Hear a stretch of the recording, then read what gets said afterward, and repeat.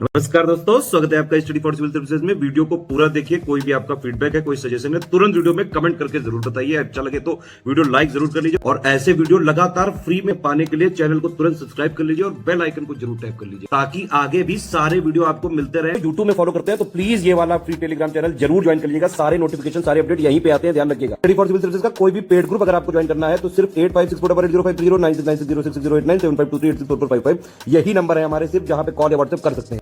Instagram पे हमारा page जरूर फॉलो कर लीजिएगा, studyforcivil.services है।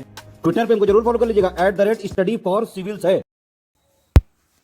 दोस्तों, इस वीडियो में हम पर्यायवाची शब्दों को देख लेते हैं। यूपी लेखपाल का जो आगामी एग्जाम होने वाला है उसके लिए ये सामान्य हिंदी के वीडियोस थे और इससे पहले जो आपने देखा वो समास का वीडियो था। समास का पूरा कॉन्सेप्ट उसमें क्लियर किया गया था और उदाहरण सहित समझाया गया था कि समास की पहचान कैसे की जाए। अब यहाँ पर हम देखेंगे पर्यायवाची शब्दों को। तो ये अ से स्टार्ट होता है, मतलब यहाँ से शुरुआत होती है। वर्णमाला में जो क्रम है उसी हिसाब से हम आगे बढ़ेंगे। तो अ से देखिए अरण्य, ये सबसे पहले है। तो अरण्य यानी जंगल, वो भी कैसा, तो घनघोर जंगल। तो इसीलिए यहाँ देखिए इसका पर्यायवाची वन है, विपिन है, अटवी है, कानन है और जंगल है। देखिए पर्यायवाची शब्दों में निकटतम अर्थ वाले जो शब्द हैं उनको भी शामिल कर लिया जाता है, लेकिन इसका ये अर्थ नहीं है कि हूबहू दोनों एकदम समान अर्थ वाले हैं। समानार्थी और पर्यायवाची में अंतर है थोड़ा सा। अगर मिलते जुलते अर्थ वाला भी कोई शब्द है तो वो पर्यायवाचियों के समूह में आ सकता है। लेकिन अब यहाँ देखिए जैसे अरण्य है, तो अरण्य का मतलब होता है घोर जंगल। कानन मतलब होता है ऐसा उपवन वाला जंगल जिसमें कि फूल हो, फल हो, बगीचे टाइप का जिसमें कि लोग भ्रमण कर सकें वो। और जंगल एक कॉमन चीज़ है जिसमें कि सभी चीज़ें हो सकती हैं, मतलब वो घना भी हो सकता है और विरल भी हो सकता है। बाकी विपिन, अटवी, ये सब जो घने वन है उनके पर्याय हैं। तो ये आपने देखा। इसके बाद अंग को देखिए, तो अंग का यहाँ पर्यायवाची देखिए कलेवर भी होता है, तन भी होता है, अवय भी होता है, वपु होता है, यहाँ वयु लिखा हुआ है, और देह, काया और शरीर, ये सारे जो है ये अंग के पर्यायवाची। इसके बाद आप अग्नि को देखिए, तो अग्नि का आग होता है, ये सीधी बात है। आप बहुत से पर्यायवाची तो इसमें से जानते हैं, जैसे कि अनल, पावक, धूमकेतु, धनंजय भी कहा जाता है, जात वेद भी कहा जाता है, दव भी कहा जाता है, दव से ही बना हुआ है, दावानल। और देख लीजिए हुताशन, हुताशन के अलावा वैश्वानर कहा जाता है, ज्वाला भी कहा जाता है, वायु सखा कहा जाता है क्योंकि हवा का जोर पाके अग्नि और तेज प्रज्वलित होती है, तो ये वायु सखा। इसके अलावा दहन, ज्वलन और कृशानु, रोहिताश्व, वहनी, जात वेदस, ये सब जो नाम है ये इसके रखे गए। और प्राचीन काल में जो ऋग्वैदिक काल था उस समय अग्नि को प्रत्यक्ष देवता माना जाता था और अभी भी माना जाता है। मतलब जो आहुतियाँ वगैरह दी जाती हैं, यज्ञ किया जाता है। आप देखते हैं कि कोई भी अनुष्ठान हो तो उसका समापन पूर्णाहुति से होता है, यानी यज्ञ किया जाता है और उसमें आचमनी लेकर जो आहुतियाँ हैं वो डाली जाती हैं, ठीक। और एक अंतिम आहुति होती है जिसको कि पूर्णाहुति कहते हैं। तो ये सब तरीका क्या दर्शाता है? इसका ये तात्पर्य है कि जो देवता हैं जो कि स्वर्गलोक में मौजूद हैं उन तक हम अपना प्रसाद या जो अपना आहार है वो कैसे पहुंचाएं। जो हम उनको समर्पित कर रहे हैं वो आकर खुद तो ले नहीं जा रहे हैं, मतलब प्रत्यक्ष तौर पे नहीं आकर ले जा रहे हैं। तो ऐसे में अग्नि को हम दे देते हैं और अग्नि जो है वो देवताओं तक उसे पहुंचा देती है, ऐसा माना जाता है, ठीक। तो ये हमने देखा। इसके बाद अचल को देख लीजिए। अचल मतलब जो चलायमान ना हो, तो ये पर्वत के लिए इस्तेमाल किया जाने वाला शब्द है। हालांकि पर्वत में भी अगर भौगोलिक लिहाज से देखें तो बहुत सारे परिवर्तन होते हैं, ठीक। जैसे हिमालय पर्वत है, उसकी आकृति, आकार, लंबाई, चौड़ाई सब में अंतर आते हैं, मतलब समय के साथ बदलाव आते हैं। खैर यहाँ पे हम हिंदी का कॉन्सेप्ट देख रहे हैं। तो गिरी, शैल, नग, महीधर, अद्रि, ठीक। अद्रि जो शब्द है ये भी पर्वत के लिए इस्तेमाल होता है। इसके बाद आप अचला को देखिए। ये तो हमने यहाँ तक अद्रि तक देखा। अचला देखिए, अचल पर्वत को कहा जाता है और अचला कहा जाता है धरती को। हालांकि भूकंप आता है या तमाम टेक्टोनिक मूवमेंट्स होते हैं तो वो भी चलायमान हो जाती है, लेकिन उसके लिए शब्द इस्तेमाल होता है। और ये पृथ्वी, क्षिति, धरा, वसुंधरा, वसुधा, धरती, इतने नामों से जानी जाती है। इसके बाद देखिए अक्षर। तो अक्षर ये जो शब्द है, वैसे तो हम जो वर्ण इस्तेमाल करते हैं उनको भी अक्षर कहते हैं, जैसे क, ख, ग, तो वो क्या है, अक्षर है। लेकिन अक्षर का मतलब जिसका कि क्षरण न हो, तो ऐसी चीज़ है मोक्ष, वर्ण, शिव, ब्रह्मा, इन सबको अक्षर कहा जाता है। इनफैक्ट जितने भी देवता हैं जिन्होंने कि अमृत पिया हुआ है, या जितने भी भगवान हैं जो कि अविनाशी हैं, मतलब अजन्मा है, तो उनका जो विनाश है वो भी संभव नहीं है क्योंकि मरता वही है जो जन्म लेता है, ठीक। तो ऐसी स्थिति में ये सभी लोग अक्षर हैं। इसके बाद देखिए असुर। तो देखिए असुर शब्द का मतलब क्या है? असुर यानी जो सुर नहीं है, यानी अच्छे रास्ते पर चलने वाले लोग नहीं हैं, तामसी प्रवृत्ति वाले, उन सभी को असुर कहेंगे। तो इनके लिए बहुत सारे संबोधन इस्तेमाल होते हैं, लेकिन अब अगर बारीकी से देखा जाए तो इसमें से बहुत सारी इनकी प्रजातियां हैं। जैसे कि मानव जाति है तो मानव जाति में भी विभिन्न प्रजातियां होती हैं, मंगोलायड हैं, ऑस्ट्रेलायड हैं, या आपके जो आर्य समूह के लोग हैं या निग्रिटो प्रजाति के हैं। तो ऐसे ही यहाँ पर जो राक्षसों की जातियाँ हैं उनका वर्गीकरण किया जाता है। तो धनुज, ये जो शब्द आप देख रहे हैं, और दानव, इसके अलावा दैत्य, ये तीन संबोधन ये महर्षि कश्यप नाम के एक बहुत बड़े ऋषि थे जो कि सप्तर्षियों में गिने जाते थे। तो उनकी दो पत्नियाँ थीं, अदिति और दिति। जिन्हें कि दनु भी कहा जाता था। दिति का दूसरा नाम दनु भी था। तो दिति से जो पुत्र पैदा होते हैं, चूंकि माता ही एकदम तामसी और बुरी प्रवृत्तियों की थी, मतलब कुटिल प्रवृत्ति की थी, तो जो वो बच्चे जन्म देती हैं वो भी सब राक्षस प्रवृत्ति मतलब बुरी प्रवृत्ति के होते हैं। तो ऐसे में दनु का पुत्र होने की वजह से इन्हें दनुज और दानव कहा गया, दैत्य भी कहा गया, क्योंकि दिति भी इनका नाम था। और बाकी अदिति से जो पुत्र पैदा हुए वो सभी देव गुण वाले थे, मतलब अच्छे गुण वाले थे, तो उनको आदित्य कहा गया। वैसे अगर देखा जाए तो सूर्य का पर्यायवाची है आदित्य, लेकिन आदित्य समस्त देवों को कहा जाता है, जो राजमाता अदिति की संतान। ठीक, तो ये हमने देखा। अब इसके बाद आप देखिए, राक्षस निशाचर भी कहा जाता है। अब निशाचर का मतलब क्या? जो निशा में भ्रमण करे, रात्रि के समय निकले और दिन में छिपा रहे। तो ऐसे बहुत सारे जीव भी होते हैं। इसके अलावा तमीरचर, वही बात है, अंधेरे में विचरण करने वाला। यातुधान भी ये राक्षसों के लिए इस्तेमाल होने वाला संबोधन है। और सुरारी यानी सुरों का दुश्मन, तो देव और दानवों की दुश्मनी तो आप जानते ही हैं, यातु भी कहा जाता है। तो ये सारे संबोधन किसके लिए इस्तेमाल होते हैं? असुरों के लिए या असुर प्रवृत्ति के लोगों के लिए इस्तेमाल होते हैं। और राक्षस जो शब्द है ना, ये रक्ष एक जाति हुआ करती थी। रक्ष का मतलब होता है रक्षा करना। तो राक्षस जो थे वो अपने कबीले या अपने गण की रक्षा करते थे, अपने क्षेत्र की रक्षा करते थे।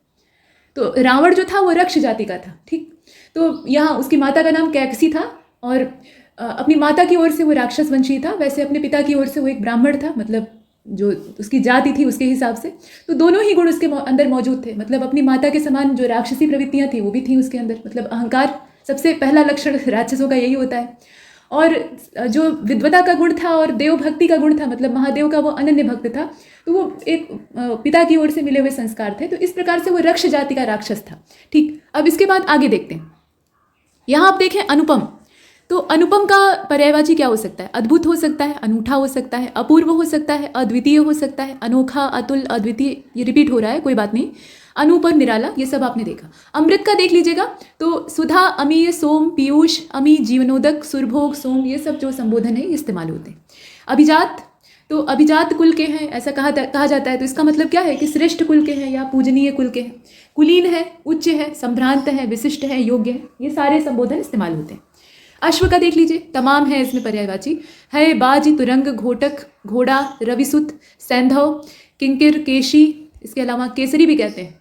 केसरी जो है ये शेर को भी कहा जाता है और घोड़े के लिए भी इस्तेमाल होता है। इसके बाद आप देखें खेट है और चामरी है, धौरेय है, मराल भी कहते हैं। हालांकि मराल जो है ये हंस के लिए भी इस्तेमाल होने वाला पर्यायवाची है, तो यहाँ दोनों के लिए इस्तेमाल होता है। देखिए कुछ जो शब्द है ना वो एक पर्यायवाची या एक चीज़ की पर्यायवाची में अगर आए हुए हैं तो आवश्यक नहीं है कि वो दूसरे में ना आए, आ भी सकते हैं।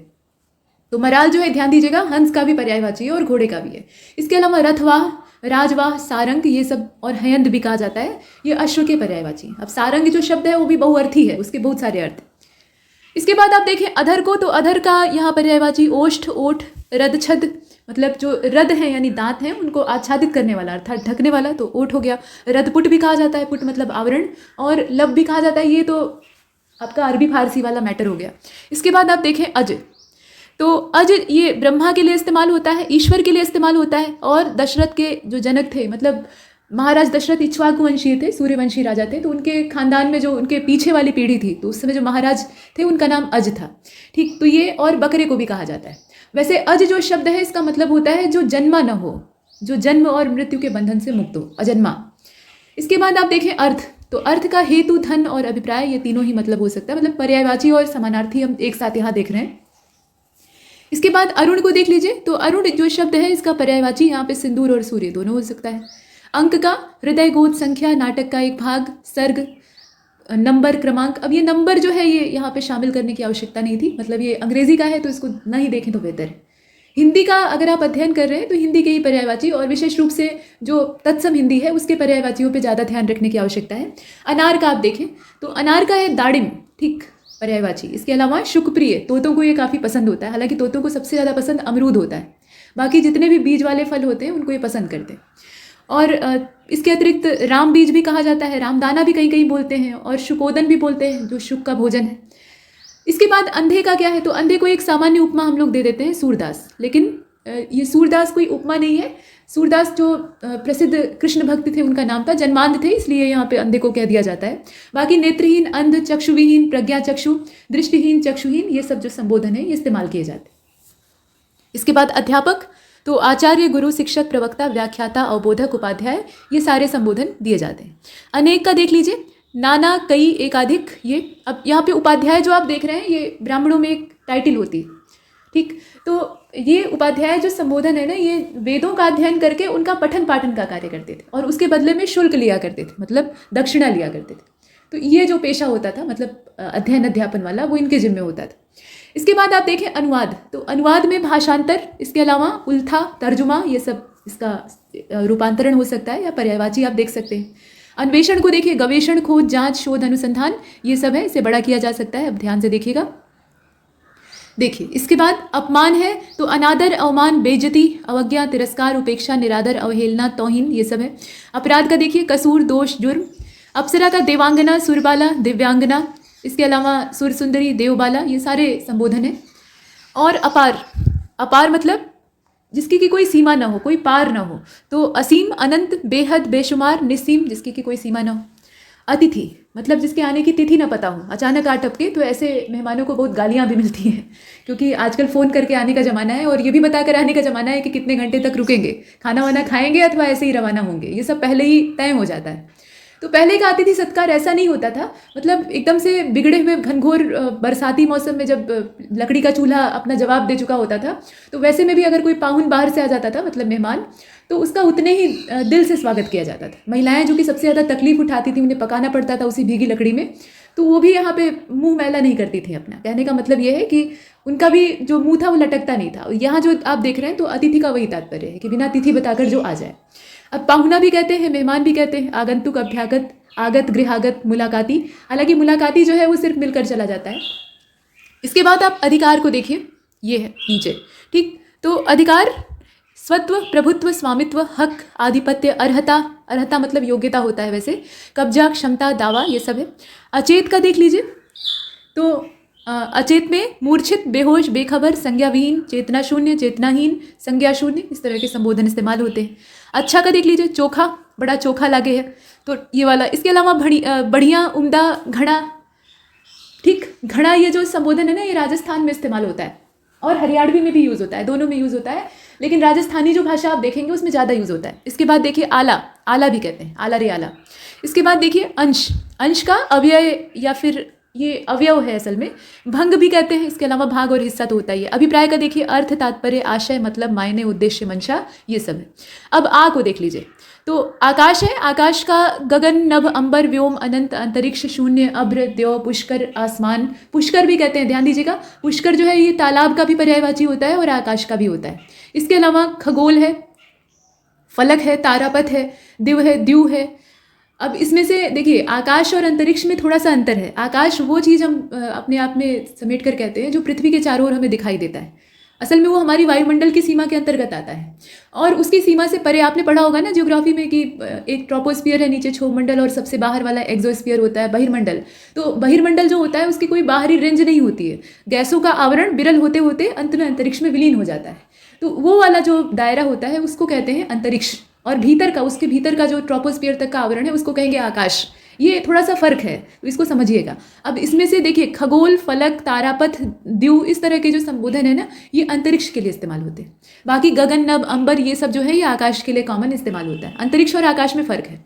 शून्य भी अंतरिक्ष को ही कहा जाता है, अभ्र भी कहा जाता है, द्यौ भी कहा जाता है। आसमान ये आकाश का पर्यायवाची है। इसके बाद आनंद को देखिए, तो सुख, चैन, प्रसन्नता, मोद, विनोद, प्रमोद, हर्ष, आह्लाद, उल्लास, ये सब है। आदित्य, तो अभी आपको बताया कि देव माता अदिति थी और उनके जितने भी पुत्र थे सभी को आदित्य कहा जाता था। तो भगवान सूर्य उन्हीं के पुत्रों में से एक थे और स्पेशली आदित्य की उपाधि से हम उन्हीं को जानते हैं, तो ये सूर्य का पर्यायवाची है। तो यहाँ आप देखें कि आदित्य, भास्कर, दिवाकर, दिनकर, मार्तंड, बहुत सारे पर्यायवाची, ठीक। मरीचिमाली। और आम का देख लीजिए, तो सहकार, रसाल, आम्र, पियम्बू, पिकबंधु, इसके अलावा अमृत फल, मनमथालय, अम्ब, आम्र, फल श्रेष्ठ, अति सौरभ, मधुदूत, ये सारे संबोधन आम के लिए इस्तेमाल होते हैं। फल तो सभी श्रेष्ठ होते हैं लेकिन आम का ज़्यादा सम्मान होता है, उसे फलों का राजा कहा जाता है। इसके बाद आँख का देखिएगा, लोचन, नयन, नेत्र, चक्षु, दृग, अक्षी, अम्बक, अम्बक, ध्यान दीजिएगा। चख, दीदा भी कहा जाता है, कहते हैं कि दीदा ही फूट गया है। और ईक्षण भी कहते हैं, निरीक्षण। और विलोचन, प्रेक्षण, ये सारे जो संबोधन है ये आँख के लिए इस्तेमाल होते हैं। आंगन का देखिएगा, तो अंगना, अजिर, प्रांगण, बगर, ये सारे जो संबोधन है ये इस्तेमाल होते हैं।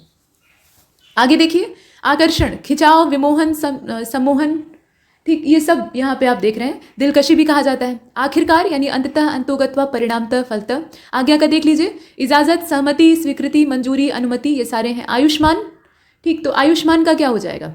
आयुष्मान का हो जाएगा, यहाँ देखिए, चिरंजीवी, दीर्घायु, शतायु, चिरायु, दीर्घजीवी इत्यादि। आश्रय का देख लीजिए, अवलंब, भरोसा, सहारा, आधार, प्रश्रय, ये सब है। आशीर्वाद का, आशीष, आशीर्वचन, मंगल कामना, ये आप देख रहे हैं। आवेग का देख लीजिए, तो आवेग का जोश, चपलता, त्वरा, त्वरा मतलब तेजी से कोई चीज़ करना, और स्फूर्ति, तेजी, ये सब पर्यायवाची यहाँ पे दिखाई दे रहे हैं। आगे बढ़ते हैं और देखिए, आलसी का सुस्त, काहिल भी कहते हैं। ठीक, काहिल मतलब आलसी या आलस्य करने वाला, कामचोर जो व्यक्ति होता है उसको भी कहते हैं। निकम्मा, निठल्ला, ठलुआ, निरुद्यमी, इस तरह के जो संबोधन है वो इस्तेमाल होते हैं। आदरणीय का देखिएगा तो सम्मान्य, इसके अलावा पूज्य, पूजनीय, मान्यवर, माननीय, सम्माननीय, समादरणीय, मान्य, ये सारे संबोधन आदरणीय के लिए इस्तेमाल होते हैं। आचार का देखिए तो चरित्र, स्वभाव, धूलि, चाल ढाल, चाल चलन, व्यवहार इत्यादि, ये सारे संबोधन हैं। आख्यान का आप देखें, कहानी, कथा, वृतांत, इतिवृत्त, किस्सा, हालांकि इनके प्रारूप में थोड़ा परिवर्तन होता है, अंतर होता है, लेकिन फिर भी यहाँ पर्यायवाची के दृष्टिकोण से छोटा मोटा अंतर हम नज़रअंदाज कर देते हैं। तो ये सब यहाँ पर आख्यान के ही पर्यायवाची। इसके बाद आकाशगंगा, गैलेक्सी, तो इसको स्वर्ग नदी कहा जाता है, सुर नदी कहा जाता है, मंदाकिनी भी बोलते हैं, नभो नदी, नवगंगा, ये सब कहते हैं। इसके बाद आक्षेप, तो आक्षेप किसी पर किया यानी दोषारोपण किया, मतलब उसके ऊपर आरोप लगाया। तो इल्जाम, अभियोग, आरोप, दोषारोपण, ये सारे इसके संबोधन है, मतलब पर्यायवाची है। इसके बाद आप आकृति को देखिएगा तो आकृति का पर्यायवाची चेहरा मोहरा, नैन नक्श, गढ़न, डील डौल, आकार, ये सब है। आकलन का कूतना, ये एक पर्यायवाची है, थोड़ा अलग है। इसके अलावा आप देखिए आंकना, आगणन, ये सारे जो संबोधन है। अनुमानतः भी कहा जाता है या अनुमान लगाना भी कहा जाता है। कुल मिलाकर आकलन का मतलब ये होता है कि हम उसका मूल्य नापने की कोशिश कर रहे हैं या उसकी कीमत का पता लगाने का प्रयास कर रहे हैं। इसके बाद आंसू, तो नेत्र नीर इसे कहते हैं, नयन जल कहते हैं, नेत्रवारी कहते हैं, नयन नीर कहते हैं और अश्रु तो कहते ही हैं। इसके बाद आप देखिए आदर्श को, तो मानक, नमूना, प्रतिरूप, प्रतिमान, ये सब है। और आतंक का देखिएगा तो विभीषिका, विभीषा, ये विभीषिका, ऐसे यहाँ पे भीषिका लिखा हुआ है, तो भीषिका का मतलब होता है भय का माहौल, और विभीषिका का भी यही तात्पर्य है। विभीषिका जो है वो आतंक से उत्पन्न माहौल होता है, और ये जो है ये सिर्फ डर के माहौल को कहा जाता है भीषिका। तो दोनों में कोई खास अंतर है नहीं, क्योंकि पर्यायवाची में जैसा कि आपको बताया कि छोटा मोटा अगर अंतर है तो बहुत ज़्यादा उसको हवा देने की आवश्यकता नहीं, मान लेते हैं कि वो पर्यायवाची। तो भीषिका है इसमें। इसके अलावा उपद्रव है, दहशत है, संत्रास है, अतिभय, ये सब आतंक के पर्यायवाची। आड़ को देखिएगा तो आड़ का मतलब शरण, पर्दा, ओट, आश्रय, ये सब है। आदि का आप देख लीजिए, पहला, प्रथम, आदि, शुरू का या आरंभिक, इस तरह का कह सकते हैं।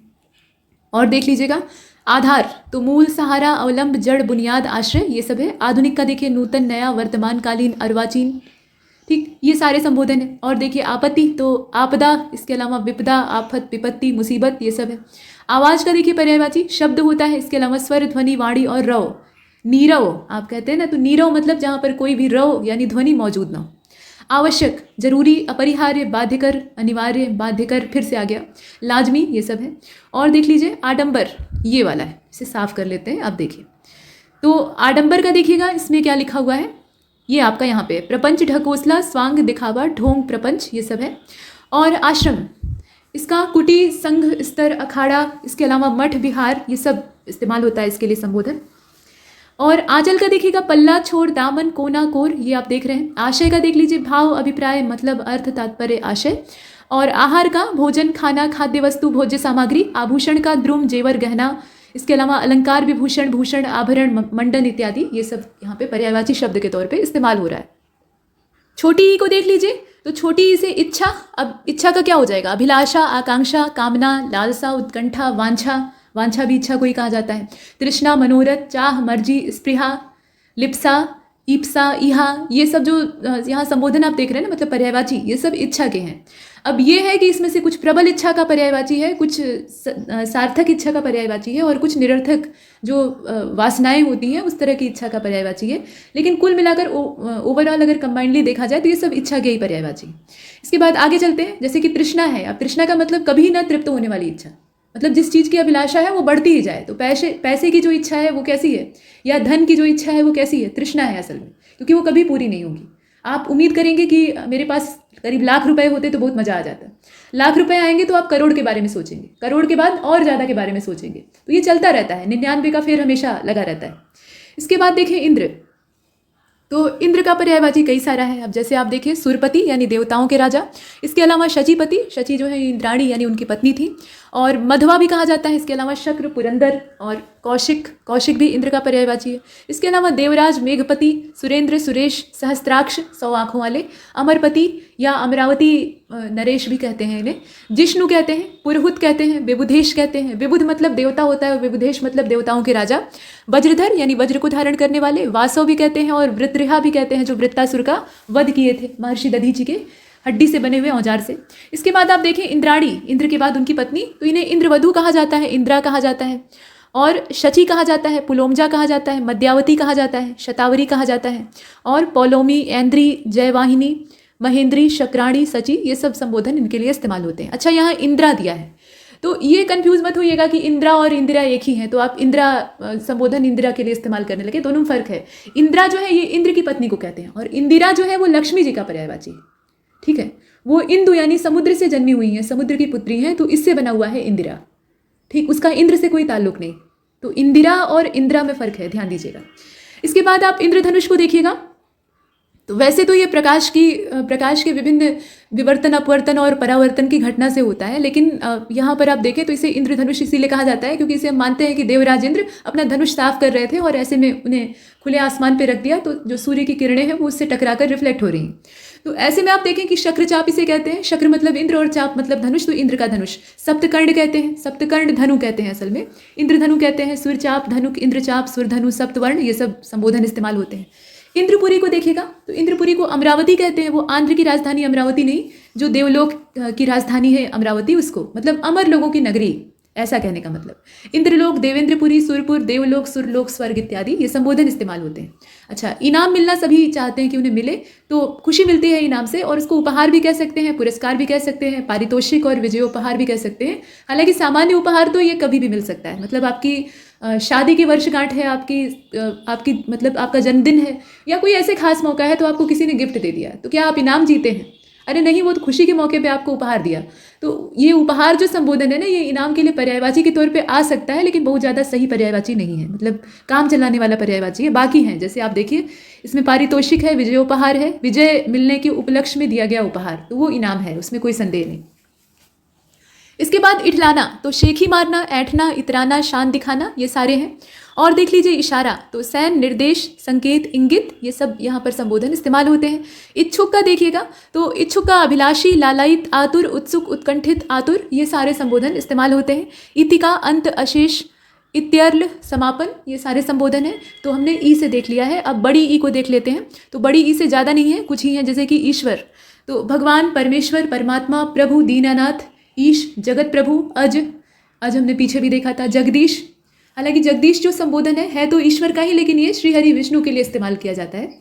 जगन्नाथ, पार ब्रह्म, निरंजन, परवरदिगार आलम। और इसके बाद आप देखिए ब्रह्म, विभु, सच्चिदानंद, सृष्टा और स्वयंभू। साहब का मतलब ईश्वर नहीं होता है, साहब का मतलब श्रेष्ठ व्यक्ति। ठीक, इसके बाद आगे चलते, ईमानदारी को देखिए तो निष्कपटता, निश्चलता, सदाशयता, दयानतदारी भी कहते हैं। ईर्ष्या को देखिएगा, अमर्ष कहा जाता है, यहाँ आप देख रहे हैं। असूया कहते हैं, आंट कहते हैं, आटा आटी में लगे हुए हैं। ठीक, हारा हाकी भी बोल दिया जाता है, तो ये अलग अलग संबोधन है। इसके बाद ईर्ष्या कहते हैं, कीना कहते हैं, खार कहते हैं, खार खा के बैठे हुए हैं, खुन्नस मची हुई है उन्हें। वैमनस्य कहते हैं, मत्सर कहते हैं, डाह, कुढ़न, द्वेष, स्पर्धा, बहुत सारा इसका यहाँ पे। अच्छा, स्पर्धा जो है ना, ये प्रतिस्पर्धा, मतलब ये भी ईर्ष्या से ही उत्पन्न होती है। दो लोगों के बीच में एक ही चीज़ को पाने का प्रयास चल रहा है तो आपस में ईर्ष्या होगी, न चाहते हुए होगी। इसके बाद ईख का जो पर्यायवाची है उसे देखिए तो इसमें गन्ना है, ऊख है, रसदंड है, इसके अलावा रसाल, पैड़ी और पेड़ी कहा जाता है। इसके अलावा रसद, इच्छु, पौंडा, ये सारे संबोधन इस्तेमाल होते हैं। और इसमें से जो ईख का ये वाला पर्यायवाची आप देख रहे हैं ना, तो ये असल में गन्ने का कलम होता है, कटिंग, जिसको कि खेत में रोपा जाता है तो फिर से गन्ना पैदा होता है। ठीक, तो ये बुआई के लिए इस्तेमाल होता है, चूसने के लिए नहीं। और देखिए ऊ, छोटे ऊ से, हालांकि रस निकालने वाले जो मशीन लेकर घूमते हैं तो वो इसी तरह के छोटे छोटे साइज़ में, मतलब जो गन्ने के पोर होते हैं वहाँ से उसे कट करके मशीन में डालते हैं, तो वो भी पेड़ी ही बना देते हैं, लेकिन उनका उद्देश्य बोना नहीं होता है। इसके बाद ऊ को देखिए तो ऊ से, छोटे ऊ से है उचित। अब उचित का पर्यायवाची क्या होगा? ठीक होगा, समीचीन होगा, मुनासिब, संगत, वाजिब, उपयुक्त, ये सब है। उत्कर्ष का देख लीजिए, उन्नति, उन्मेष, उत्थान, अभ्युदय, आरोह, चढ़ाव, उत्क्रमण, उठाव, विकास, प्रगति, तरक्की, उठना, ये सब सारे यहाँ पे पर्यायवाची हैं। उग्र का क्या होगा, तो प्रचंड, तेज, अविनीत, उत्कट, उदंड, उद्धत, कर्कश, तूफानी, भीषण, ये सारे हैं। उकसाने का, उभारना, उत्तेजित करना, उत्पादित करना, उत्साहित करना, ये सारे इसमें पर्यायवाची इस्तेमाल होंगे। उत्पात का उधम, बखेड़ा, उपद्रव, टंटा, शरारत, कहते हैं ना क्या टंटा मचाए हुए हो, तो इसका भी मतलब वही है, यानी उत्पात से तात्पर्य। इसके अलावा उजाड़, तो उजाड़ का निर्जन, वीरान, बियावान, सुनसान, बर्बाद, खंडहर, ये सब है। उत्पत्ति का क्या होगा, पैदाइश, जन्म, उद्गम, उद्भव, आविर्भाव इत्यादि। और उत्सव का मंगल कार्य, पर्व, जलसा, त्योहार, समारोह, उत्कर्ष, उद्धव। इसके अलावा उद्भव भी कहा जाता है, लेकिन ये उत्सव के लिए जो इसमें सामान्य पर्यायवाची है उन्हें आप देख रहे हैं, जश्न भी बोलते हैं। और उत्कंठा यानी आतुरता, चाव, उत्सुकता, लालसा, प्रबल इच्छा भी बोलते हैं, वही मिला जुला रूप है।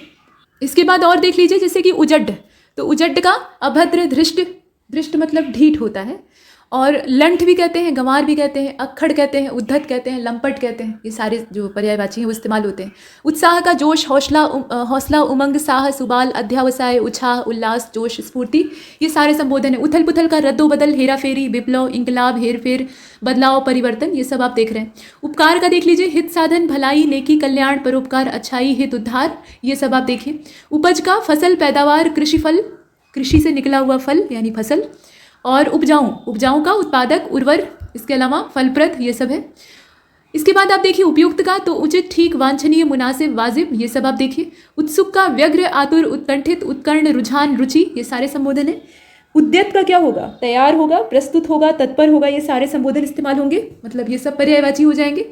उन्मूलन का क्या हो सकता है, तो आप देखें अंत, उत्सादन, निसरण, माफ कीजिएगा निरसन, ये सब जो संबोधन है ये चलते हैं यहाँ पे। उपालंब का उलाहना, शिकवा, शिकायत, ये आप देख रहे हैं। उल्लू का देखिए, अच्छा इंद्र का पर्यायवाची आपने देखा था कौशिक, अब यहाँ देखिए उल्लू का भी पर्यायवाची कौशिक है, तो इसका मतलब ये नहीं है कि इंद्र जो है वो उल्लू है, ये दोनों ही मतलब चीज़ों का पर्यायवाची, ठीक है। देवराज इंद्र का भी पर्यायवाची कौशिक है, और उल्लू जो कि लक्ष्मी जी का वाहन है, इसे लोग खराब समझ लेते हैं, लेकिन ये बड़ा ही बहादुर जीव होता है और काफ़ी जुझारू होता है। रात के समय ये निर्भय होकर उड़ान भरता है और इसे किसी भी चीज़ का डर नहीं होता है। हाँ, दिन में डरता है सिर्फ इसलिए है क्योंकि इसे दिखाई कम देता है, जब इसकी देखने की क्षमता कम हो जाती है, तो ऐसे में ये कौवों से ज़्यादा परेशान रहता है। जो कौवे होते हैं वो इसे परेशान करते हैं, मतलब खोद देते हैं या फिर बच्चों को इनके मार डालते हैं, बाकी इसे डर नहीं लगता।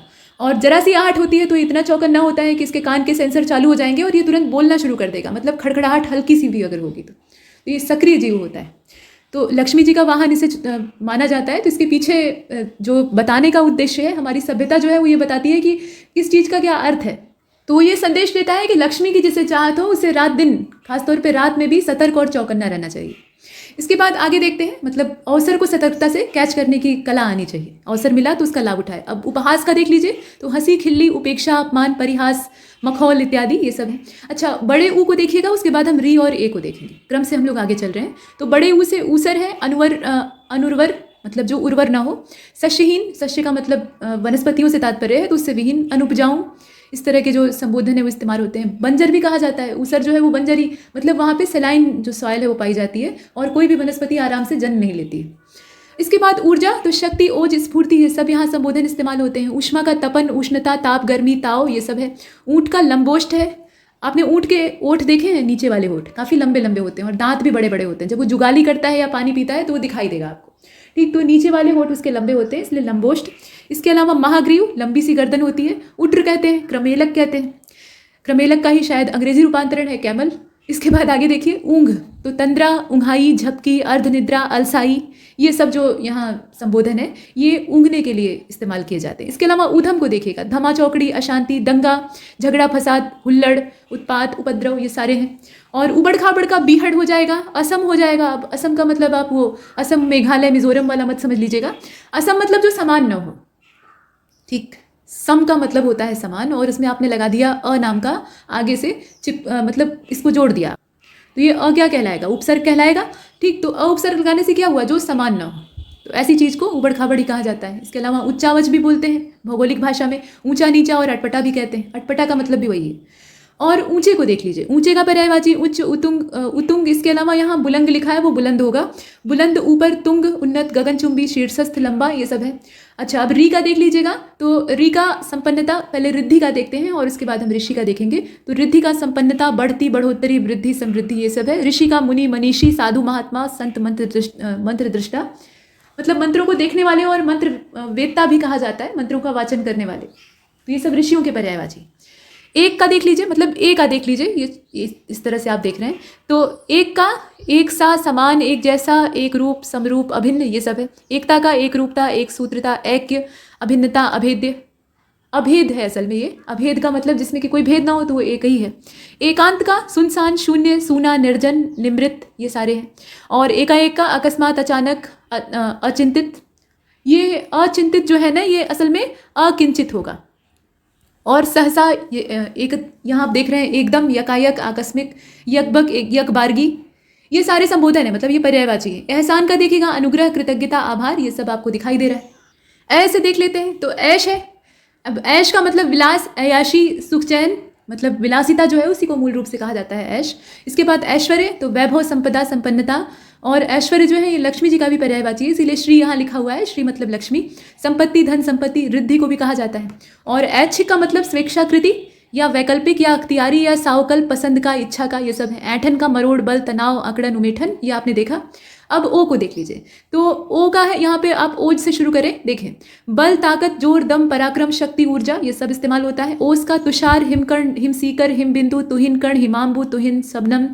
शबनम भी ओस को कहा जाता है। इसके अलावा जल बिंदु कहा जाता है। जल तो सीधा पानी का पर्यायवाची हो जाएगा। ओछा का कमीना, इसके अलावा छिछोरा, टुच्चा, क्षुद्र, हल्का, इस तरह का जो संबोधन है वो इस्तेमाल होता है। ओठ का देख लीजिए, होठ, अधर, दंतछद, रदछद, अधर, ये सब इस्तेमाल हो रहे हैं। ओझल का अंतर्ध्यान, अदृश्य, लुप्त, गायब, तिरोहित, विलुप्त, विलोचन। इसके अतिरिक्त आप देखें छूमंतर, ये सारे जो संबोधन है, मतलब सारे पर्यायवाची, ये सब ओझल के लिए इस्तेमाल होते हैं। अब औ से आगे के जो पर्यायवाची हैं उन्हें अगले वीडियो में देखेंगे। इसमें इतना ही, तब तक के लिए नमस्कार। पर्यायवाची शब्दों में आगे बढ़ते हैं और यहाँ पर हमने ओ से देख लिया था, औ से देखना आवश्यक था, तो 3 ही इसमें है, इसे देख लेते हैं, फिर आगे की जो चीज़ें हैं उसे क्रम से देखेंगे। तो औषधि, औषधि को भेषज भी कहा जाता है। इसके अलावा दवा, दवाई, ये सब तो बोलते ही हैं। रसायन भी बोलते हैं, क्योंकि रसायन ही तो ये वास्तव में होता है, विभिन्न तत्वों का आपस में समावेश किया जाता है। इसके बाद और का देखिए, तो और का एवं, तथा, साथ ही, अन्य, इतर, भिन्न, ये सारे पर्यायवाची हो सकते हैं। और का अधिक, ज़्यादा, बढ़कर भी हो सकता है। अब इन दोनों और में अंतर है, जैसे कि थोड़ा और चाहिए, थोड़ा और चाहिए मतलब थोड़ा अधिक चाहिए। इससे और ज़्यादा थोड़ा बड़ा बनाओ, ऐसे बोल दिया जाता है। इससे और ज़्यादा बड़ा बनाने की आवश्यकता है, इससे और बड़ी सफलता चाहिए। तो यहाँ पर और का मतलब क्या है, अधिक या ज़्यादा। और ये वाला जो और है ये विभाजन के लिए इस्तेमाल होता है, राम और श्याम, सीता और गीता, इस तरह से। इसके बाद आप क को देखिए। अब तो क से बहुत सारे पर्यायवाची हैं। कमल से स्टार्ट हो रहा है और कमल का उत्पल होता है। इसके अलावा कुवलय होता है, इंदिवर होता है, पद्म, नलिन, सरोज, ये सारे संबोधन कमल के हैं। अरविंद, शतपत्र, सरसिज, शतदल, सरसीरू भी कहा जाता है। सरसीरू, ये जो संबोधन है कमल के लिए इस्तेमाल होता है। इसके अलावा राजीव, कंज, अम्भोज, पंकज, अम्बुज, ये सारे जो प्रोनाउंसिएशन है। पाथोज, पुंडरीक, वारिज, सरोरु, जलज, नीरज, कोकनद, अब्ज, तामरस, पारिजात, मकरंद, ये सारे संबोधन कमल के लिए इस्तेमाल होते हैं। इसके बाद आप कपड़ा को देख लीजिएगा, तो कपड़े का वस्त्र, दुकूल, पट, वसन, यहाँ आप देख रहे हैं। अंबर, अंबर भी बोलते हैं, पीताम्बर। इसके बाद चीर, चैल, परिधान, उत्तरीय, चुन्नी, ये सारे।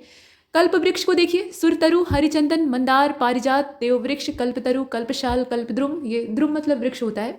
और देखिए कई का, तो कई प्रकार के, यानी नाना प्रकार के, अनेक प्रकार के, विविध, एकाधिक, कई, एक। कली का देखिए, कलिका, कोपल, जालक, मुकुल, ताम्रपल्लव, कल्पशाल, नवपल्लव, अखुआ, ढोंडी, ढोंडी भी बोलते हैं। इसके अलावा कोरक, गुंचा, गुंचा जो संबोधन है, और शिगुफा। इसके बाद आगे बढ़े, कंठ, तो कंठ का ग्रीवा, गला, शिरोधरा, इसके अतिरिक्त गर्दन, कंधर, घांटी और कंध, ये सब बोला जाता है।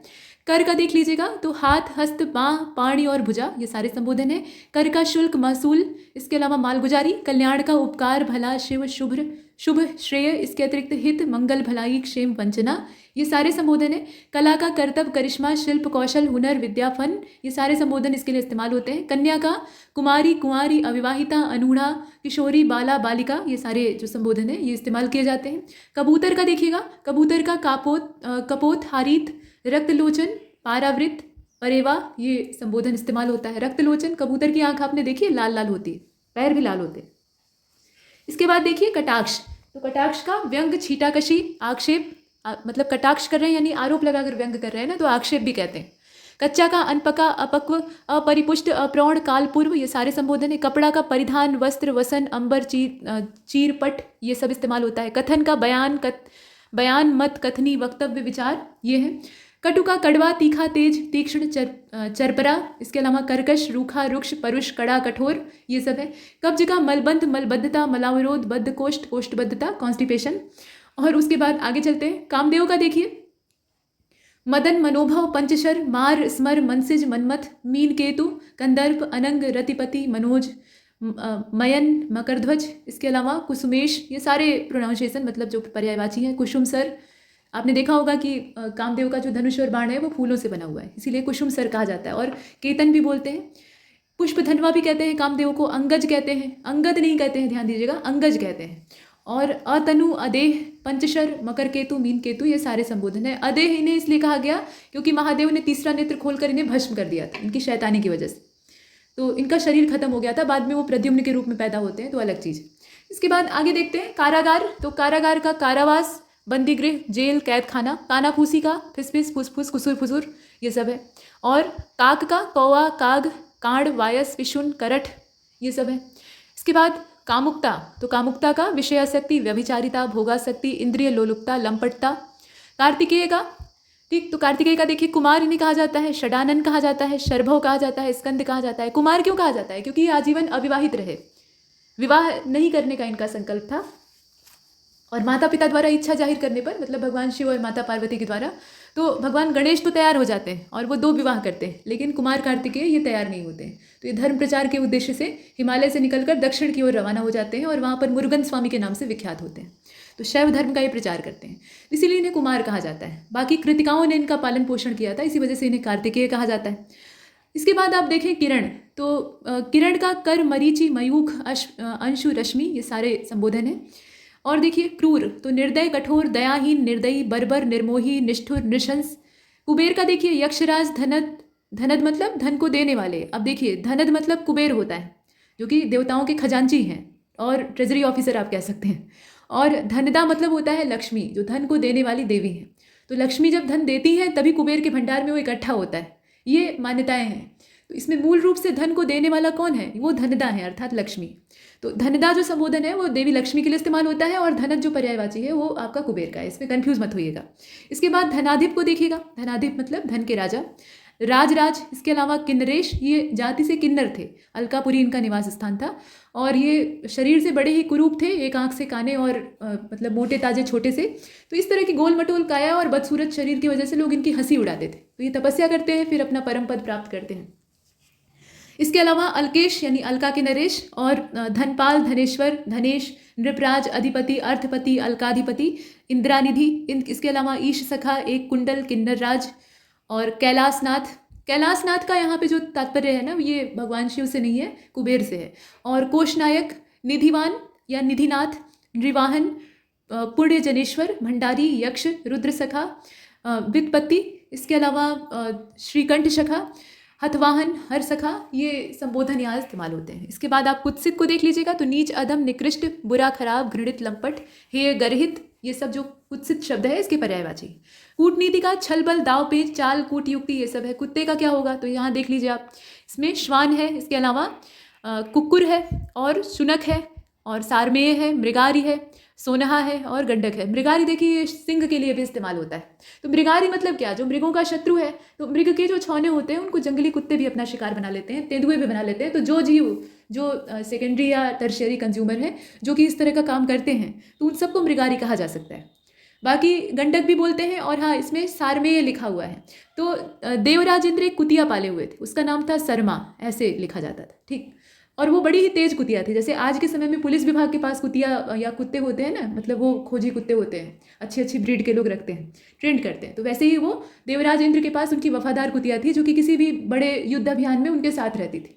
एक बार उससे गलती होती है तो इंद्र की वजह से उन्हें श्राप मिल जाता है। तो सरमा के जितने पुत्र थे उन्हें सारमेय कहा गया।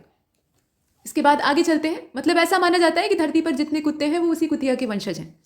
इसके बाद देखिए कृष्ण। तो भगवान कृष्ण के अनंत पर्यायवाची हैं, यहाँ तो थोड़े ही दिए हैं, तो आप कम से कम इतना देख लीजिएगा क्योंकि कुछ भी पूछा जा सकता है। श्याम मनोहर वंशीधर, इतना लंबा देखकर घबराने की आवश्यकता नहीं है, इसमें से बहुत सारा तो आप वैसे भी जानते हैं, कुछ को ही नहीं जानते होंगे, बाकी तो आप पता है। ठीक, यहाँ देखिए, श्याम मनोहर वंशीधर, माधव, नंदलाल, मुरलीधर, गिरधर, कन्हैया, बनवारी, वासुदेव, बनमाली, बनमाली भी कहते हैं, ध्यान दीजिएगा, ऋषिकेश भी कहते हैं, गोविंद, मुरारी, मुकुंद कहते हैं, अच्छा ये ध्यान दीजिएगा, दामोदर भी बोलते हैं। दामोदर मतलब क्या, दाम मतलब होता है रस्सी और उदर मतलब पेट।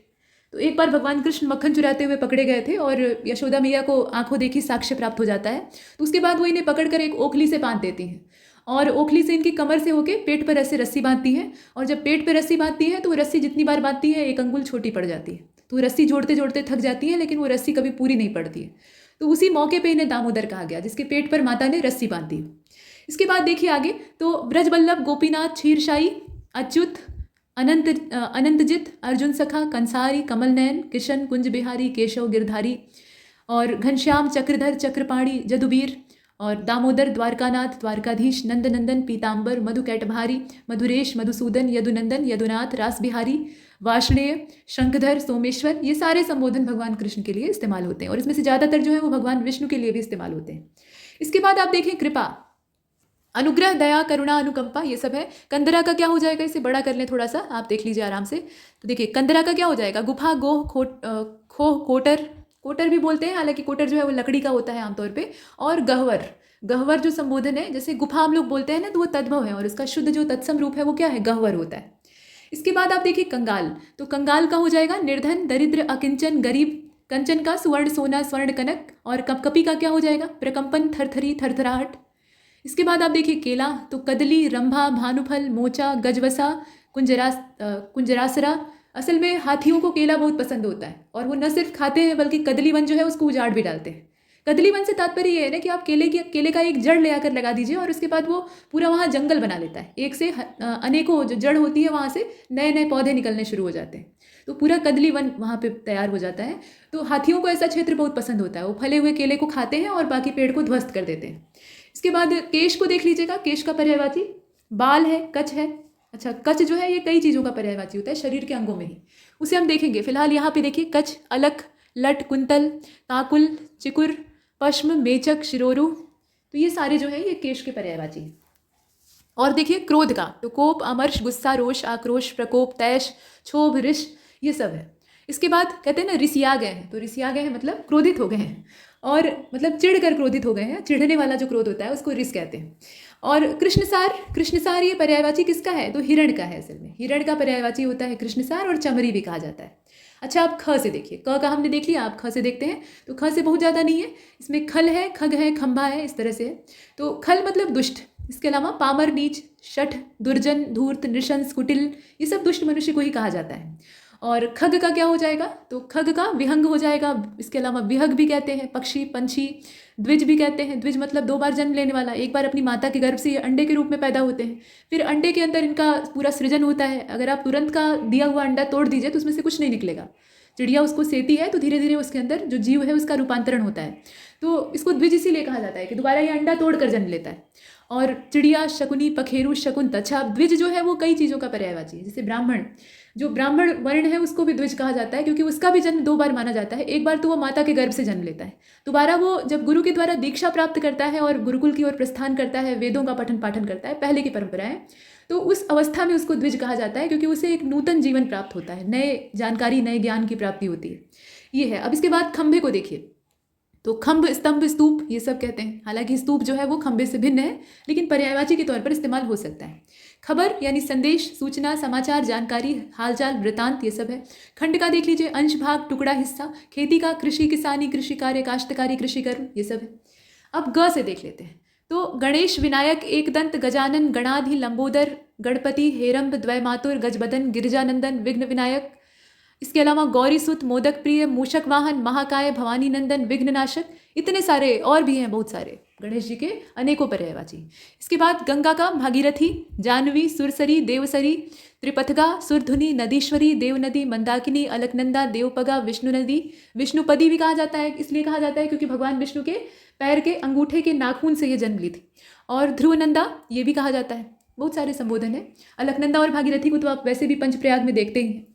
इसके बाद गृह, तो गृह का घर, सदन, भवन, मंदिर, धाम, निकेतन, निकेत, आगार, आलय, निलय, गेह, शाला, ओक, आशियाना, अयनशाला, मकान, आवास, ये सब है। गरुड़ का खगेश, पन्नगारी, पन्नग जो है ये सर्प को कहा जाता है, तो उसका अरि यानी गरुड़। और इसके बाद यहाँ आप देखिए उर्गारी यानी उरग का दुश्मन, हरियान यानी भगवान विष्णु का यान। माता लक्ष्मी और भगवान विष्णु जब उन्हें यात्रा करनी होती है, माता लक्ष्मी को अकेले यात्रा करनी होती है तो वो उल्लू पर बैठकर करती हैं, लेकिन श्रीहरि विष्णु के साथ जाती हैं तो गरुड़ पर बैठकर जाती हैं। ठीक, इसके अलावा वातनेय और खगपति भी कहा जाता है, वैनतेय भी कहा जाता है। वैनतेय इसलिए कहा जाता है क्योंकि इनकी माता का नाम विनता था। और नागांतक कहा जाता है, सुपर्ण भी कहा जाता है। असल में नाग जो थे ना वो गरुड़ के सौतेले भाई थे, और चूंकि वो उनकी माता को बहुत कष्ट देते थे इसीलिए गरुड़ इनके दुश्मन बन गए। इसके बाद आप आगे देखें गुफा, तो गुफा का गुहा, कंदरा, गहवर, विवर ये सब होता है, तो हमने पीछे देखा था। गज का देख लीजिए, हस्ती, हस्ती। इसके अलावा कुंजर, करी, गयंद, मतंग, मातंग, बितुंड, कुंभी ये सब इस्तेमाल होता है संबोधन।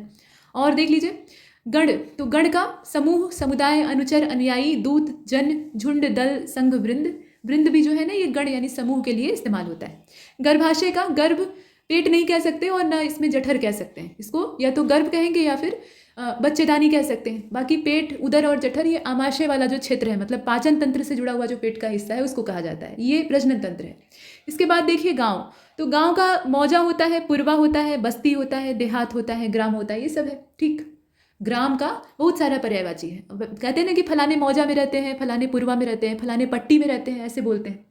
इसके बाद देखिए गरीब, तो गरीब का निर्धन, दरिद्र, अकिंचन, दीन, कंगाल, ये आप देख रहे हैं। इसके बाद गूढ़, तो गूढ़ का बहुत सारा पर्यायवाची है, यहाँ आप कुछ ही देख रहे हैं, जैसे कि जटिल है, कठिन है, दुरूह है, दुर्बोध है, गहन, पेचीदा। इसके अलावा संलिष्ट, गंभीर, विकट। गीले का क्या होगा, तो गीले का तर, नम, भीगा, आर्द्र, क्लिग्न भी कहा जाता है। क्लिग्न जो संबोधन है ना ये भी गीले चीज के लिए ही इस्तेमाल होता है। गधे का क्या होगा, तो खर, गर्दभ, वैशाख नंदन, रासभ, धूसर, बेशर, चक्रीवाहन, शंखकर्ण, शीतलावाहन, लंबकर्ण, गधा, ये सब कहा जाता है। इसके बाद आगे चलते हैं, घ को देखिए, घ से घड़ा, तो घ से घड़ा और घड़े का पर्यायवाची घट, कलश, कुंभ, गगरी, गगरा, कुट, ये सब कहा जाता है। घिनौना भी यहाँ घ से ही शुरू होता है अक्षर, तो देखिए इसको घृण्य कहते हैं। घृण्य मतलब जिससे घृणा की जाए, घृणास्पद भी कहते हैं, गर्हित कह सकते हैं, विभत्स से कह सकते हैं। और इसके अलावा गंदा, घृणित, हेय, इस तरह के जो संबोधन है वो भी इस्तेमाल कर सकते हैं। और देखिए घुमक्कड़, तो घुमक्कड़ का रमता हो जाएगा। इसके अलावा मतलब जो जहाँ जाए, जहाँ पर जाए वहीं रम जाए, ऐसा। ठीक, इसके अलावा सैलानी, पर्यटक, घुमंतु, विचरणशील, यायावर, ये सारे हैं। घर का आगार, आयतन, निलय, निकेत या गेह, ये सब जो संबोधन है ये पर्यायवाची के तौर पर इस्तेमाल होते हैं। अब च को देख लेते हैं, तो च से चंद्रमा, चंद्रमा का निशानात हो जाएगा, इंदु हो जाएगा। इसके अलावा शशि हो जाएगा, शशांक हो जाएगा, और सुधाकर हो जाएगा, राकापति हो जाएगा, हिमांशु, निशिपति, हिमकर, निधि, सुधाकर और निशाकर, विभाकर, सुधांशु, विधु, ये सब संबोधन है। राकेश, कलानिधि, मयंक, अमृत निधान, ये सभी चंद्रमा को कहा जाता है। छपाकर कहा जाता है, द्विजराज कहा जाता है, तारकेश्वर कहा जाता है, मृगलांछन कहते हैं, कलानाथ कहते हैं, चाँद बोलते ही हैं। इसके अलावा सोम, रजनीपति, मृगांक, महताब और चमक, प्रभा, द्युति, दीप्ति, कांति, शोभा, छवि, आभा, प्रकाश, इस तौर पे भी देखिए यहाँ तक चंद्रमा का था, अब यहाँ से चमक का है। ठीक है, तो मृगांक और ये हमने देखा ना, इसे छोटा कर लेते हैं थोड़ा सा ताकि कंफ्यूजन ना हो। देखिए चंद्रमा का पर्यायवाची यहाँ से यहाँ तक था, निशानाथ से लेकर महताब तक, यहाँ तक हमने ये कई सारे पर्यायवाची देखे। अब यहाँ से चमक का स्टार्ट हो गया है, तो चमक का प्रभाव होता है ज्योति, द्युति, दीप्ति, कांति, शोभा, छवि, आभा, प्रकाश, ये सब है। चक्षु यानी नेत्र से तात्पर्य है, तो आंख, नयन, नेत्र, दृग, लोचन, अक्षि। इसके बाद चतुर का देख लीजिएगा, तो चतुर का विज्ञ, दक्ष, प्रवीण, पटु, निपुण, नागर, सयाना, कुशल, होशियार, निष्णात, ये सब है। चांदनी का क्या हो जाएगा, चंद्रिका, कौमुदी, ज्योत्सना, चंद्रमरीचि, अमृत तरंगिणी, चंद्रकला, अमृत द्रव, उजियाली। इसके अलावा कलानिधि और चंद्रमरीचि, हिमकर, ये सब है। चपला का विद्युत, तो विद्युत, बिजली, चंचला, दामिनी, तड़ित। चश्मा का हो जाएगा सहनेत्र, उपनेत्र, उपनयक, ऐनक, ये है। ठीक, ऐनक तो हम लोग सामान्य बोलचाल में बोलते हैं, जो कि एक तद्भव शब्द है, और इसका जो शुद्ध संस्कृत रूपांतरण है उसको अगर आप करेंगे तो ये उपनयक हो जाएगा, मतलब ये उपनयन होता है, उपनयक भी कहा जाता है। और देख लीजिएगा चंदन, तो चंदन का मलय होता है, दिव्यगंध होता है, दारुसार, मलयज, ये सब है। और चांदी, चांदी का रजत, रूपा, रौप्य, गात रूप, चंद्रहास, रूपक, रुक्म, रौद, नौद, ये सारे संबोधन है। चाटुकारी, खुशामद, चापलूसी, मिथ्या प्रशंसा, चिरौरी, चमचागिरी, ये सब आप देख रहे हैं। छ को देख लीजिए, छ से छलांग, तो छलांग का उछाल, फांद, चौकड़ी, उछल कूद, ये सब है, मतलब पर्यायवाची। इसके बाद छाती का देख लीजिए, इसे जरा बड़ा कर लिया जाए, नहीं तो ये दिखाई नहीं देगा, अब दिखाई दे रहा है, देखिए, ठीक, ये देखिए छाती, तो छाती का उर, वक्ष, वक्षस्थल, वक्ष प्रांत, सीना, ये सब है। क्षोह का देख लीजिए, तो क्षोह मतलब ममता, स्नेह, प्यार, मोहब्बत, दुलार, मतलब लगाव से तात्पर्य है। ज से देखें कई सारा है, तो जल पहले इसमें दिया हुआ है, जल का पर्यायवाची पानी, वारी, नील, सलिल, अम्बु, तोय। इसके अलावा पय, जीवन, जीवन इसलिए क्योंकि जीवन का ये पर्याय ही है, मतलब जीवन जल की वजह से ही है। उसके अतिरिक्त आब, उदक, अमृत, धनरस, धान को रस देने वाला, और सारंग भी कहते हैं, जल जो है इसका पर्यायवाची सारंग भी होता है। और इसके अलावा वन भी कहते हैं, विंश भी कहते हैं, शंबर कहते हैं, सरुमुख कहते हैं, मेघ पुष्प, अम्बु, अम्भ, ये सब है। जमुना का देख लीजिए, जमुना मतलब यमुना, सूर्य तनया, रवि तनया, रविनंदिनी, सूर्य सुता, सूर्य की पुत्री थी यमुना और यमराज की बहन थी। कालिंदी, अर्कजा, तरुणिजा, कृष्णजा, भानुजा, तरण तनुजा, तरणि मतलब होता है सूर्य और तनुजा मतलब पुत्री, तो सूर्य की पुत्री सूर्यजा। इसके अलावा यम, भगिनी, ये सब संबोधन इनके लिए इस्तेमाल होते हैं। जीव का देखिए, जिह्वा, रसना, रसज्ञा, चंचला। जगत का कई सारा है, विश्व, संसार, भव, जग, लोक, दुनिया, भुवन, मृत्युलोक, संस्कृति, ये सब। इसके बाद जग का देख लीजिएगा, अब ये जग नहीं है, असल में जंग है, इसे साफ कर लेते हैं, अब दिखाई दे रहा है जंग। तो जंग का लड़ाई, संग्राम, युद्ध, समर, रण, ये सब है। और जंगल का आपने देख ही लिया था, कांतार, अटवी, अरण्य, विपिन, कानन, वन। जानकी यानी माता जानकी, तो सीता, वैदेही, जनक सुता, जनक तनया, जनकात्मजा और मिथिलेश कुमारी, तमाम इसके भी मतलब यहाँ संबोधन आप देख सकते हैं। झ का देखिएगा, तो जितने भी देवताओं के नाम है ना, तो उसमें बहुत सारे पर्यायवाची हो सकते हैं, जितना दिया रहता है उससे कहीं ज़्यादा, तो परीक्षा में जितने आने की संभावना हो उतना ही देखना चाहिए। झ के सिर्फ दो ही हैं, एक तो झरना है, दूसरा झंडा है।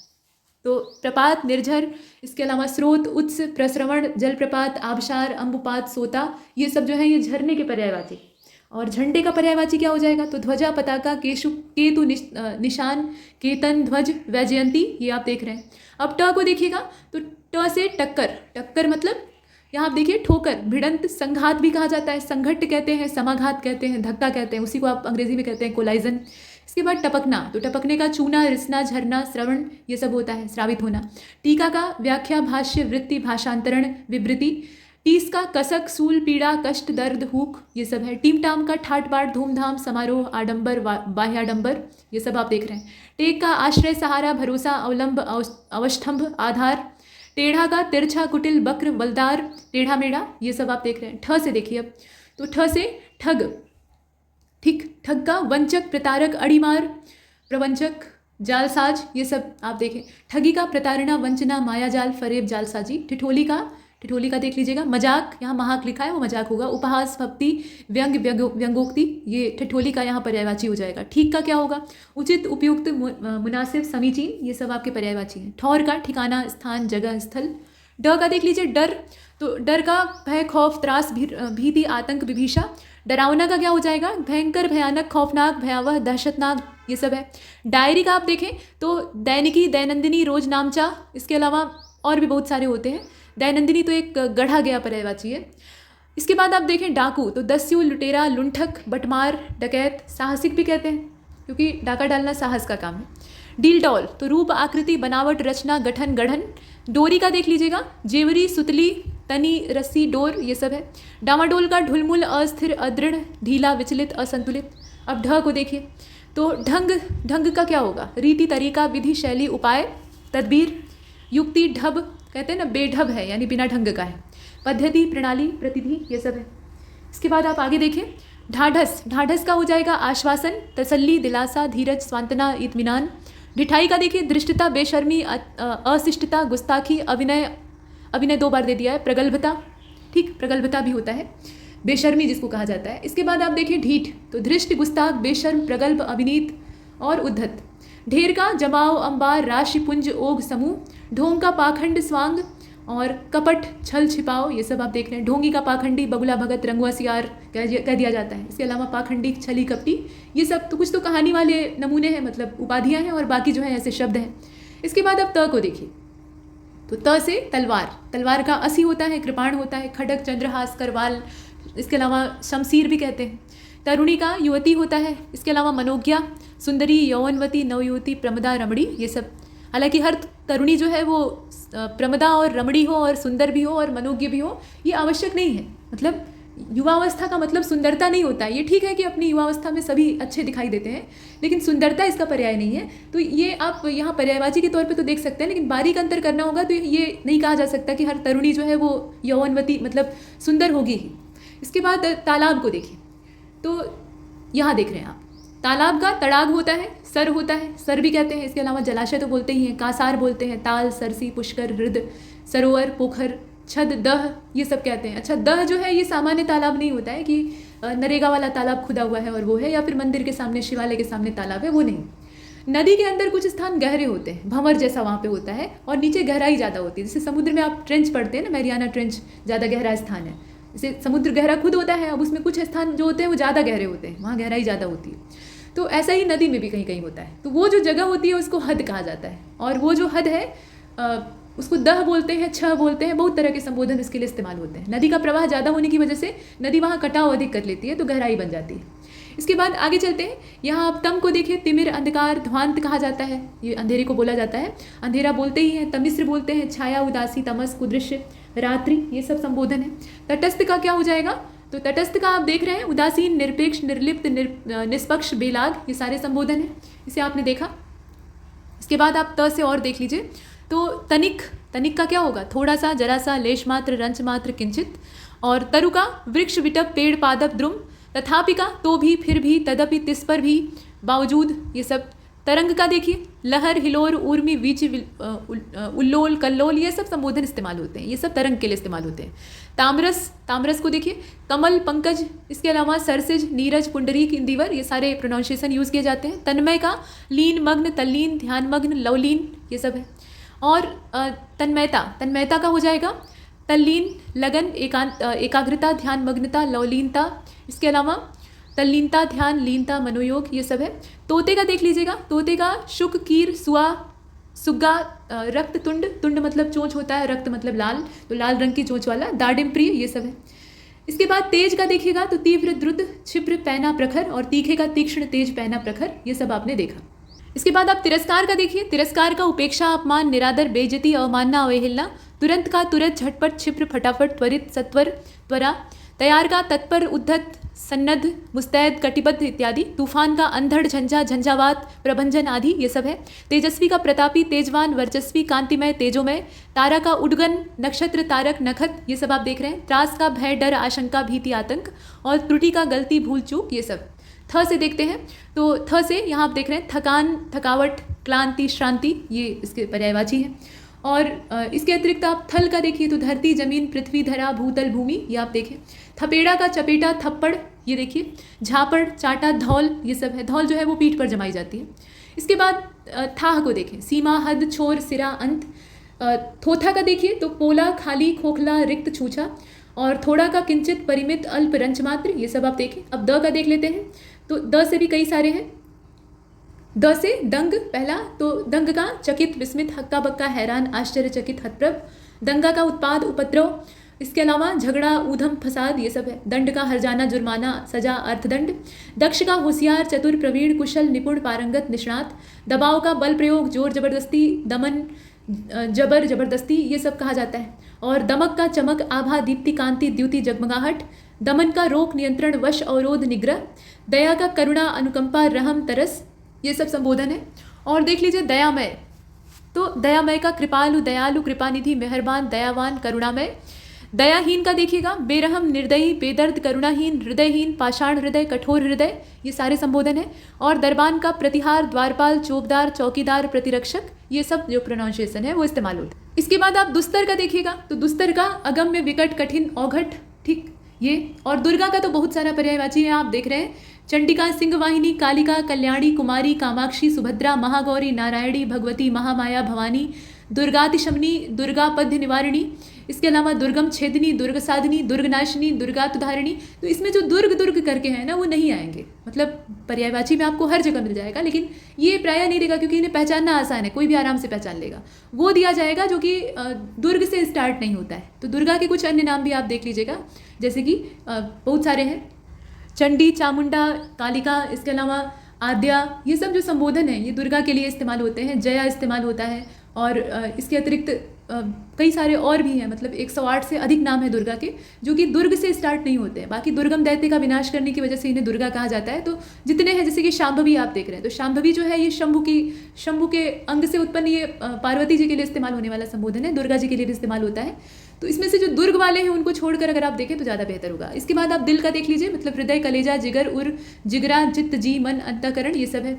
दुर्जन का आप देख रहे हैं, तो दुर्जन का खल, असज्जन, असंत, धूर्त, दुष्ट, पिशुन। और देखिए दुर्बोध का कठिन, क्लिष्ट, दुरूह, जटिल, गूढ़। दुर्लभ का अप्राप्त, दुष्प्राप्य, अलभ्य, नायाब, विरल। दुविधा का धर्म, संकट, उहापोह, कशमकश, आगा पीछा, असमंजस। दूध का क्षीर, पय, गोरस, पीयूष, दुग्ध। दृढ़ का तगड़ा, अटूट, पुष्ट, मजबूत, पक्का। देवता का देव, अमर, सुर। विबुध, आदित्य, निर्जर, गीरवाण। निर्जर मतलब जिन्हें कि जरा रोग न ग्रसे, यानी वो कभी बूढ़े ना हों। गीरवाण, त्रिदश, अमत्य। और देह का वपु, कलेवर, विग्रह, काया, तनु, मूर्ति, घट, शरीर इत्यादि। दांत का दंत, दशन, द्विज, मुक्षुर। इसके अलावा रदन, रद, ये सब। देवबाला का अप्सरा, देवबधू, देवांगना, सुरबाला, सुरनारी, देवनारी, अमरनारी। इसके बाद दोष का देख लीजिएगा, अवगुण, ऐब, दूषण, खराबी, बुराई। और दोषी का अपचारी, कसूरवार, अपराधी और अभियुक्त। साथ में द्रौपदी का देखिएगा, कृष्णा, पांचाली, द्रुपदसुता, याज्ञसेनी, सैरंध्री, पंचकन्या, पंचभर्तारी, जिनके कि 5 भर्ता यानी पति हों। और मालिनी, त्रिहायणी। इसके अतिरिक्त पांडव पत्नी, मुक्तवेणी। इन्होंने अपने बाल को वेड़ी न बनाने की शपथ ली थी जब दुर्योधन के आदेश पर दुशासन इनके बाल पकड़कर इन्हें घसीटते हुए जो सभा है, मतलब द्यूत सभा थी, उसमें ले आता है। तो बाल से घसीटे जाने की वजह से द्रौपदी को बहुत ही अपमान महसूस होता है। तो वो सौगंध लेती है कि जब तक दुशासन की छाती का रक्त मेरे बालों में नहीं पड़ेगा तब तक हम इन्हें बांधेंगे नहीं, ऐसे ही खुले रहेंगे, इंतजार करते रहेंगे दुशासन के रक्त का। तो अंत में जब तक दुशासन का वध नहीं हो जाता है तब तक ये अपनी वेड़ी या जूड़ा नहीं बनाती। इसके बाद आप देखें, शची भी इन्हें कहा जाता है। बाकी इनके जो नाम है उन्हें आप देख ही रहे हैं। अच्छा, द्वेष को देख लीजिए। द्वेष का विरोध, दुश्मनी, खार, शत्रुता, बैर, ईर्ष्या, मात्सर्य, डाह, जलन, ये सब है। दर्पण का शीशा, प्रतिमान, आरसी और मुकुर, आईना, ये सब आप देख रहे हैं। मुकुल नहीं, मुकुर से तात्पर्य, मुकुर मतलब यहाँ आप देखें सीसा यानी दर्पण। ध को देख लीजिए, ध से कौन कौन सा है, तो धंधा, धंधा का व्यापार, कामकाज, कारोबार, रोजगार, व्यवसाय, ये सब आप देख रहे हैं। उद्यम भी कहा जाता है। धक्का का भिड़ंत, टक्कर, आघात, झोंका, लंघट, संघट और रेला। धनंजय, ये अर्जुन के लिए इस्तेमाल होता है। तो अर्जुन, पार्थ, कौंतेय, गुडाकेश, गांडीवधारी, किरीट, श्वेत, वाहना, विभत्सु, विजयी और सव्यसाची, ये सब अर्जुन के पर्यायवाची हैं। धन का क्या क्या हो जाएगा, तो द्रव्य हो जाएगा, दौलत, पैसा, माल, माया, संपदा, रुपया, पैसा। धनवान का देख लीजिए, धनी, धनाढ़, धन्ना सेठ, धनपति, मालदार, दौलतमंद, पैसे वाला। धनुष का क्या क्या होगा, तो कमान, धनु, सरासन, चाप, पिनाक, कोदंड, कारमुख, धनुहा, विशिखासन और शरायुध, शरासन, ये सब है। धनुर्धर का क्या हो सकता है आप देखिए, तो तीरंदाज, धनुधारी, कमनैत, कृतज्ञता, आभार, माफ कीजिएगा, धनवी, निशंगी इत्यादि, ये सब जो है ये धनुर्धर के, मतलब जो भी धनुष को धारण करता है उसके पर्यायवाची है।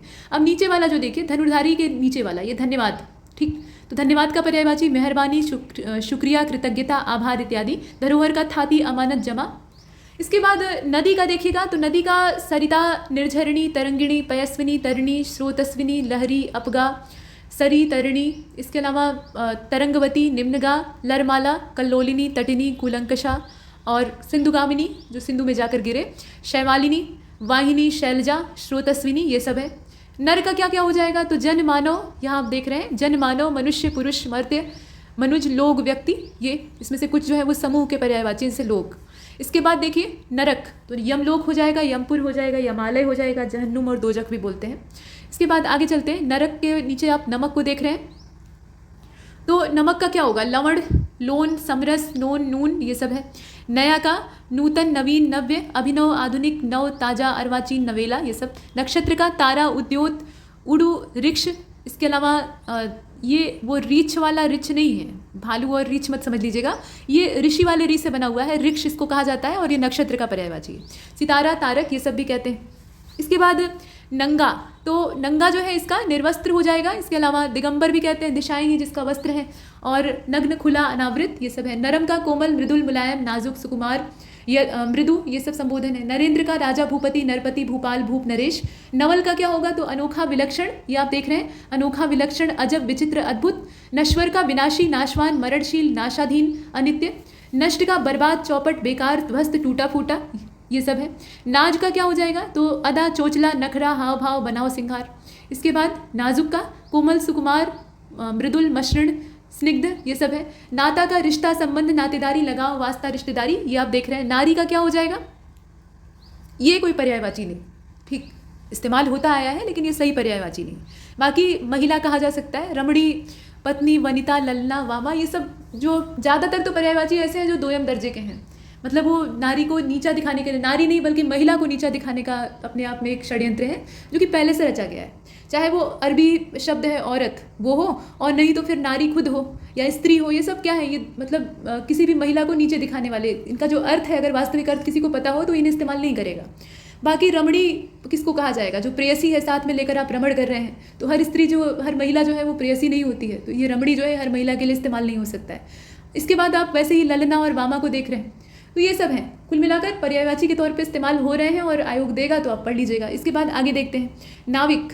तो नाविक में मल्लाह, पोतवाहक, पोतचालक, नौचालक, केवट, खिवैया, खिवटिया, खिवनहार, खिवैया, झींवर, धीवर, माझी, तारक, सुकानी, बहुत सारे हैं।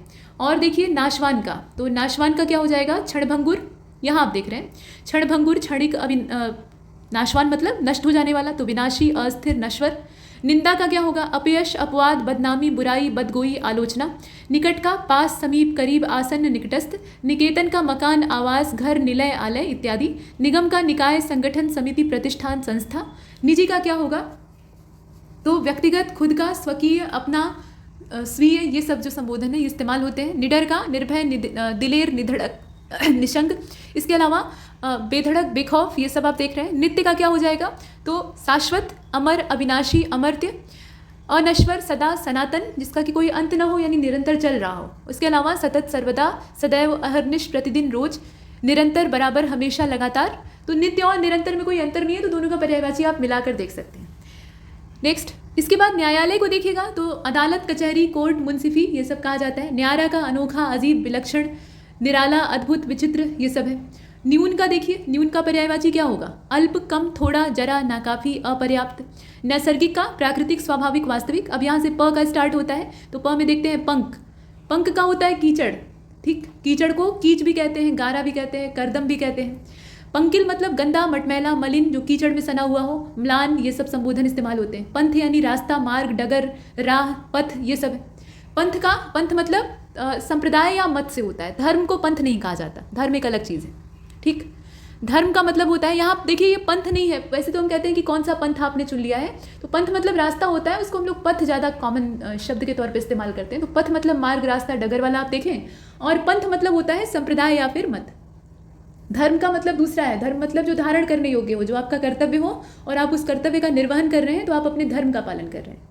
इसके बाद आगे चलते हैं। पकड़ने का मतलब है कैद करना, बंदी बनाना, गिरफ्तार करना। पछतावा का पश्चाताप, प्रायश्चित, अनुताप, ग्लानि, संताप, ये सब है। पटरानी का राजमहिषी, महारानी, बड़ी रानी, प्रमुख रानी, ये सब है। राजाओं की बहुत सारी रानियाँ होती थी, तो उसमें कुछ पटरानियाँ होती थी, तो उनका ज़्यादा महत्व होता था, वो मुख्य होती थी।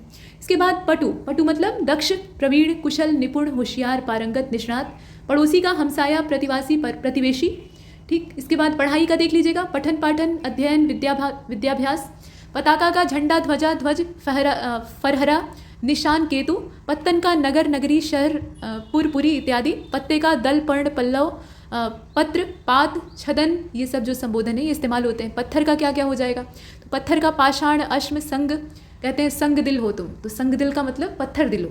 प्रस्तर, पाहन, शिला, उपल, उत्पल, ग्रावा, ये सब कहा जाता है। पत्र को पाती, खत, चिट्ठी, ये सब बोलते हैं। पति का भरता, वल्लभ, भतारी। इसके अलावा आर्यपुत्र, ईश, स्वामी, बालम, जीवनधारा, नाथ, प्राणप्रिय, प्राणाधार, प्राणेश्वर, ये सब है।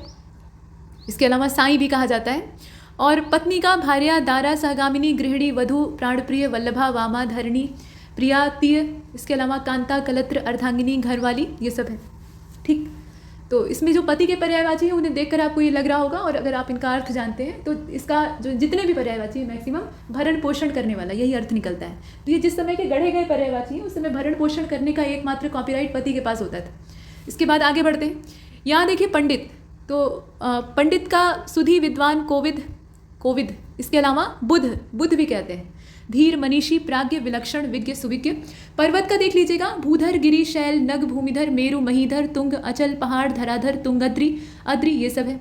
पवन का देखिएगा, वायु, समीर, हवा, मारुत, प्रकंपन, समीरण, इसके अतिरिक्त अनिल, बयार, वात, प्रभंजन, प्राण, पवमान, नभ, प्राण, ये सब है। और क्या है, मृग वाहन देखिए, ये भी पवन को कहा जाता है, मतलब तेज रफ्तार में चलती है ना हवा, उसकी रफ्तार तेज होती है। तो हिरण की रफ्तार को हम पशुओं में तेज मानते हैं, तो ऐसा मानते हैं कि ये मृग के वाहन पर सवार है। इसके बाद परशुराम का देखिएगा, और उससे ऊपर यहाँ पे और भी ढेर सारे हैं। यहाँ पर हमने देखा था पर्वत का, और उसके नीचे यहाँ पर पवन का देखा था, ठीक है। तो इसके बाद ये पक्षी का आप देख रहे हैं, तो पक्षी का देखिए द्विज, अंडज, विहग होता है। इसके अलावा खग, विहंग, शकुंत, शकुनी, पतंग, पखेरु, परिंदा, चिड़िया, पक्षी, डिम्बज, ये आप देख रहे हैं। पथ्य का भोजन, आहार, भोज्य पदार्थ, ये सब है। पथिक का मुसाफिर, यात्री, राही, पंथी, बटोही, बटाऊ, बटोही, राहगीर।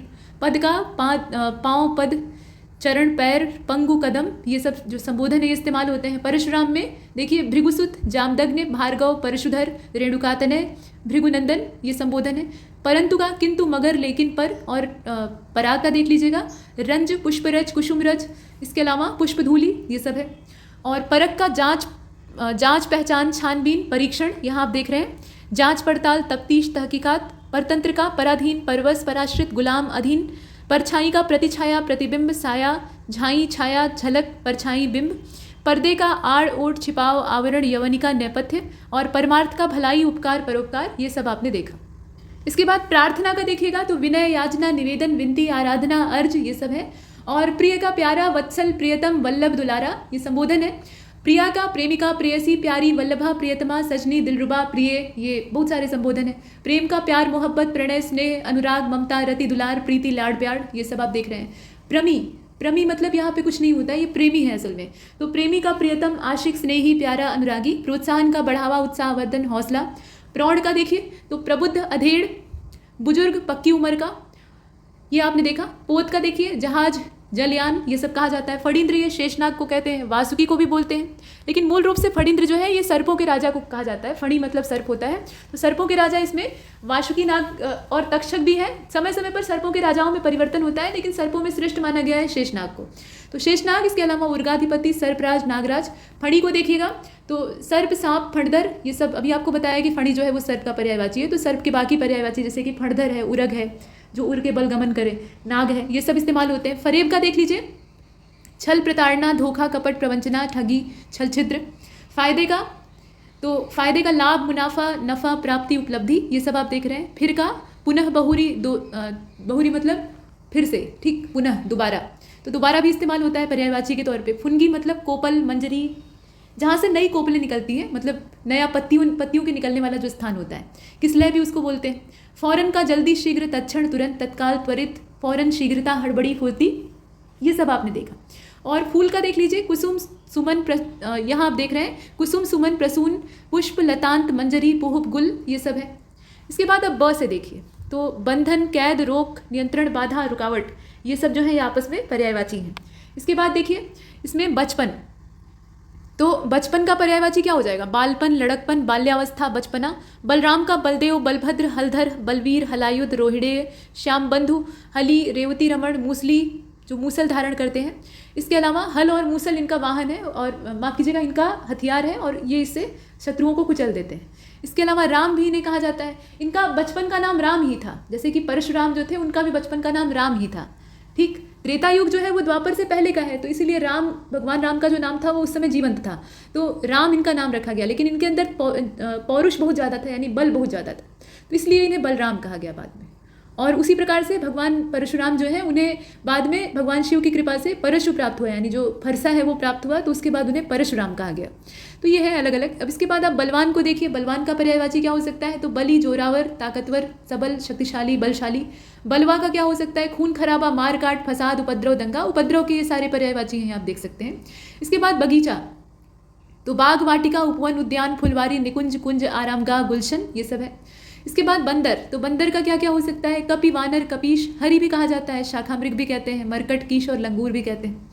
इसके बाद बिजली का देखिए, तो विद्युत, चपला, चंचला, सौदामिनी, तड़ित, दामिनी, चंपा, अशिन, धनवल्ली, क्षणप्रभा, कांचनवल्ली, ये सब जो पर्यायवाची हैं ये बिजली के हैं। अच्छा, बंदर को हरि भी कहा जाता है, ठीक। तो हरि जो संबोधन है ये भगवान विष्णु के लिए भी इस्तेमाल होता है। एक बार नारद मुनि जो है वो किसी राजा की कन्या के प्रेम में पड़ जाते हैं, मतलब उन्हें मोह पकड़ लेता है, और मोह से मुक्ति ये भगवान विष्णु चाहते थे क्योंकि वो भक्त थे और भक्त को मोह से मुक्त करना उनका कर्तव्य था। तो नारद मुनि अपने लिए उत्तम सौंदर्य मांगने के लिए भगवान विष्णु के सामने जाते हैं। तो भगवान विष्णु उनसे कहते हैं कि कैसा सौंदर्य तुम्हें चाहिए। तो वो कहे कि मुझे आपके समान यानी हरि के समान सौंदर्य चाहिए, मतलब हरि जैसा मुख चाहिए। तो भगवान विष्णु उसका दूसरा अर्थ निकालते हैं, यानी हरि अर्थात बंदर जैसा मुख, और फिर नारद मुनि का जो मुंह है वो बंदर जैसा हो जाता है। बाद में जब माया जाल टूटता है तो नारद मुनि को बहुत दुख होता है। इसके बाद आगे देखते हैं, और इस मौके पे कहा जाता है कि वो श्रीहरि को श्राप भी देते हैं। अब ये कहाँ तक सत्य है कोई नहीं जानता। इसके बाद देखिए बिजली, तो विद्युत चपला चंचला सौदामिनी तड़ित दामिनी। देखिए दामिनी जो है ना ये भी बिजली का ही पर्यायवाची है। बाकी चंपा भी कहा जाता है, चंपा एक फूल को भी कहा जाता है, और कांचनवल्ली भी कहते हैं। बलात्कार का क्या होगा, शीलभंग सतीत्व हरण बलात् संभोग शीलहरण शीलाघात बल प्रयोग, ये सब है। इसके बाद बलिदान, जीवनदान कुर्बानी आत्मोत्सर्ग प्राण न्योछावर प्राणोत्सर्ग प्राणाहुति। बहादुर का क्या हो जाएगा, सूरमा भट्ट शूरवीर जमामर्द। बसंत का ऋतुराज ऋतुपति मधुमास कुसुमाकर माधव पिकमित्र, ये सारे संबोधन है। इसके बाद बेटा का पूत पुत्र सूनु, सूनु जो संबोधन है ये भी बेटे के लिए इस्तेमाल होता है। और बाकी सुवन तनय आत्मज लाल तनुज नंदन, ये सब जो पर्यायवाची आप देख रहे हैं ये पुत्र के लिए ही इस्तेमाल होते हैं। ब्रह्मांड का दुनिया जगत विश्व संसार जगती, ये सब है। और ब्राह्मण का विप्र द्विज भूसुर भूदेव महिसुर महिदेव अग्रजन्मा, ये सारे संबोधन है। तो यहाँ तक हमने देखा है, ये श्रृंखला आगे जारी रहेगी, इसमें इतना ही। तब तक के लिए नमस्कार। पर्यायवाची शब्दों के क्रम में आगे चलते हैं और भ से देख लेते हैं। तो यहाँ भ से पहले भंगिमा, और भंगिमा का मतलब होता है टेढ़ापन वक्रता या कुटिलता, मतलब टेढ़ा कोई चीज़ है तो उसको कहेंगे भंग, जगह जगह से भंग, और उससे संबंधित मुद्रा है भंगिमा। इसके बाद भंगुर को देखेगा, भग्नशील नाशवान नश्वर क्षणभंगुर क्षणिक अचिर अल्पजीवी, ये सब है। भंडार का क्या हो जाएगा, तो गोदाम मालखाना संग्रहालय यहाँ दोनों एक ही चीज़ है। इसके बाद आगार आप देख रहे हैं, खान संग्रह स्रोत भंडार घर। भगिनी का बहन दीदी जीजी सहोदरा सगर्भिणी बांधवी बहन, ये सब जो है। इसके बाद देखिए भर्त्सना का, तो कुत्सा दुत्कार झिड़की डांट टपट फटकार निंदा। और भले का क्या होगा, तो अच्छा नेक उत्तम बढ़िया सज्जन, ये सब पर्यायवाची हैं। भव्य का शानदार रमणीय दिव्य मनोहर आलिशान। भांड का विदूषक मस्खरा जोकर। भाग का, भाग मतलब हिस्सा, तो हिस्सा भी है, खंड टुकड़ा अवयव, इसके अलावा अंश अंग इत्यादि। भाग्य का किस्मत नसीब प्रारब्ध मुकद्दर तकदीर। भारत का जम्बूद्वीप, भारत का कोई पर्यायवाची नहीं है, हाँ इसे अनेक नामों से जाना जाता है जो कि समय समय पर रखे गए हैं, लेकिन मूल नाम भारत है। तो यहाँ अगर पर्यायवाची देखें तो इसमें जम्बूद्वीप, भारत खंड या भरत खंड इसको कहना ज़्यादा सही रहेगा। इसके अलावा आर्यवर्त और हिंदुस्तान ये अरबों के द्वारा दिया हुआ नाम है। तो ये हमने देखा। भारती, भारती अर्थात देवी सरस्वती, तो इनके लिए जो पर्यायवाची है इसमें वाणी है, वाणी भी इनको कहा जाता है। इसके अलावा वागीश्वरी भी कहा जाता है, विधात्री कहा जाता है, वीणावादिनी कहा जाता है, वाचा कहा जाता है, गिरा कहा जाता है, शारदा सरस्वती विद्या देवी ब्राह्मी, ये सब है। वजनी वजनदार बोझिल, ये भारी का पर्यायवाची है। और माल का आप देखिए तो ये माल नहीं है बल्कि भाल है असल में, ठीक यहाँ पे आप देख रहे हैं। भाल अर्थात ललाट, ललाट मतलब जो फोरहेड होता है आपका, जो माथा कहा जाता है या मस्तक का आगे का हिस्सा, तो उसके लिए है। कपाल भी उसको बोलते हैं। इसके बाद भाषा का देखिएगा, बोली जबान वाणी गिरा। भाषा विज्ञान यानी शब्द विज्ञान, भाषा शास्त्र शब्द शास्त्र अक्षर शास्त्र। भास्कर तो प्रकाशवान चमकदार, यहाँ आप देख रहे हैं, चमकीला दीप्तिमान, आभामय प्रभाकर दिवाकर दिनकर। भिक्षुक का भिखमंगा भिखारी याचक। भिड़ंत का संघर्ष टक्कर संघात मुठभेड़ संघट्ट समाघात ठोकर। भिन्न का पृथक जुदा अलग विभिन्न विविध। भीड़ का जमावड़ा जनसंकुल जमघट जनसमूह भीड़ भड़क का भीड़ भाड़। भुगतान का भरपाई चुकारती बेबाकी, यहाँ बेकाकी लिखा है वो बेबाकी होगा, और अदायगी। इसके बाद भूमिका, तो भूमिका का हो जाएगा, यहाँ आप देखें, मुखबंध या मुख्य बंध इसको कहा जाता है। प्रस्तावना भी कहते हैं, आमुख भी कहा जाता है, प्राकथन भी बोलते हैं, पूर्व पीठिका भी, दो शब्द लेखकीय, इस प्रकार से इसका होता है। इसके बाद भूल का देखते हैं, तो त्रुटि गलती अशुद्धि चूक भ्रम। भेदिया का क्या हो जाएगा, जासूस भेदी गुप्तचर दूत इत्यादि। भोला का सरल अकुटिल सीधा निश्चल निष्कपट निर्दोष मतलब निर्दोष निष्काम। भ्रमर का मधुकर मधुप अली भौरा भृंग षटपद मधुराज मधुबक्षी द्विरेफ मिलिंद, ये सब है। भौचक्का का विस्मित, विस्मित मतलब चकित, हैरान आश्चर्यचकित हक्का बक्का। और भ्रष्ट का दुष्ट पाजी लुच्चा बदमाश दुर्वृत्त, लफंगा, लंपट, बहुत सारे हो सकते हैं। इसके बाद अब म से देख लेते हैं। तो म से मंदिर है पहले, मंदिर का हो जाएगा देवालय, देवस्थान, देवगृह, ईशगृह, पूजा गृह, शिवालय, शिवाला, मतलब जिस देवता का है तो उसी हिसाब से मंदिर का नाम। मंगल का देख लीजिए, तो मंगल मतलब होता है कल्याण, हित, भलाई, उपकार, भला, नेकी, परोपकार इत्यादि। मंजुल, मंजुल का चित्ताकर्षक, मनोरम, मनोहर, लुभावन, मनहर। और मंडित का विभूषित, सुशोभित, सज्जित, सुसज्जित, अलंकृत, अमंगलिक, अमलंकृत, ये जो संबोधन है यहाँ पे आप देख रहे हैं। मंदन का क्या होगा, तो धीमा, मंद, अशीघ्र, वेगहीन, अद्रुत। मक्कार का धूर्त, दगाबाज, खोटा, छली, वंचक, प्रपंची, चालबाज। मक्खन का दधिसार, माखन, नवनीत, लोनी। मधु का क्या हो जाएगा आप देखिए, तो मधु का वैसे तो हम जानते हैं कि शहद होता है, लेकिन ये जो मदिरा होती है उसको भी कहा जाता है। आपने हरिवंश राय बच्चन की रचना पढ़ी होगी मधुशाला, या कम से कम उसके बारे में सुना होगा। तो मधुशाला जो है ये असल में क्या है, तो यहाँ आप देख रहे हैं शहद, वसंत ऋतु, शराब, मदिरा, चैत्यमास, कुसुमासव, मकरंद, पुष्पासव, माक्षिक भी कहा जाता है, आसव, भ्रमराज भी कहते हैं, माक्षिक भी कहते हैं, सुधा भी बोलते हैं। इसके बाद अब भगवान शिव का देखिए, महादेव का पर्यायवाची, तो शिव, शंभु, शंकर, हर, महेश, गिरीश, इसके अलावा चंद्रशेखर, नीलकंठ, रुद्र, त्रिलोचन, त्रिपुरारी, गंगाधर, उमापति, भूतनाथ, पशुपति, और भी बहुत सारे हैं। यहाँ जो दिए हैं वो तो कम ही है, फिर भी आप देखें, महेश्वरी, अब ये असल में ये महेश्वर होगा यहाँ पर। उसके बाद गिरजापति, कपर्दी, वामदेव, कैलाशपति, श्रुतिकंठ, मदनारी, इंदुशेखर, चंद्रमौली, पिनाकी, भूपेश, मदन रिपु, शशि शेखर, ये सब यहाँ पे संबोधन है, महेश्वर, विदुशेखर। इसके बाद अब मंथन का देखिए, तो संघर्षण, बिलोना, अवगाहन, ये सब इसका पर्यायवाची है, मथने का यहाँ दिया हुआ है।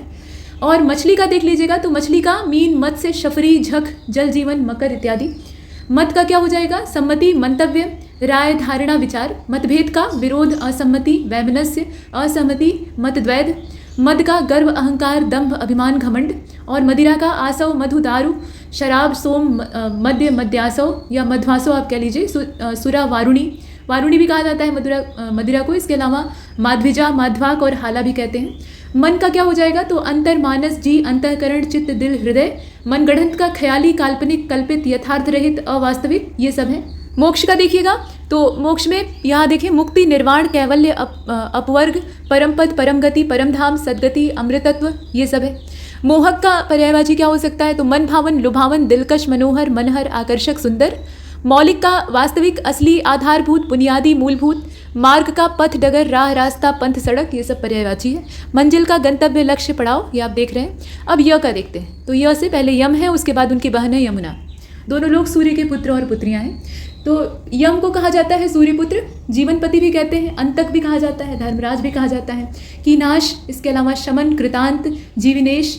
और काल, मृत्युपति, यमराज, यमुना भ्राता, दंडधर, श्राद्धदेव, राय या जीवितेश, ये सब जो संबोधन है ये इसमें यम के लिए, मतलब यमराज जी के लिए इस्तेमाल होते हैं। और यमुना के लिए जमुना, कालंदी, अक्रजा, अक्र मतलब होता है सूर्य और जा मतलब पुत्री, तो सूर्य की पुत्री हैं। रवि तनया, कृष्णा, कालगंगा, सूर्यसुता, भानुजा, तरणि तनुजा, अक्रसुता, यम भगिनी, ये सब इनके पर्यायवाची हैं। इसके बाद आगे बढ़ते हैं, यहाँ आप देखें यश का, तो यश का पर्यायवाची कीर्ति, नाम, प्रसिद्धि, नेकनामी, ख्याति। और याचना का क्या हो जाएगा, तो आप देखिए कि निवेदन, प्रार्थना, विनय, अर्जी, अर्ज, ये सब विनती।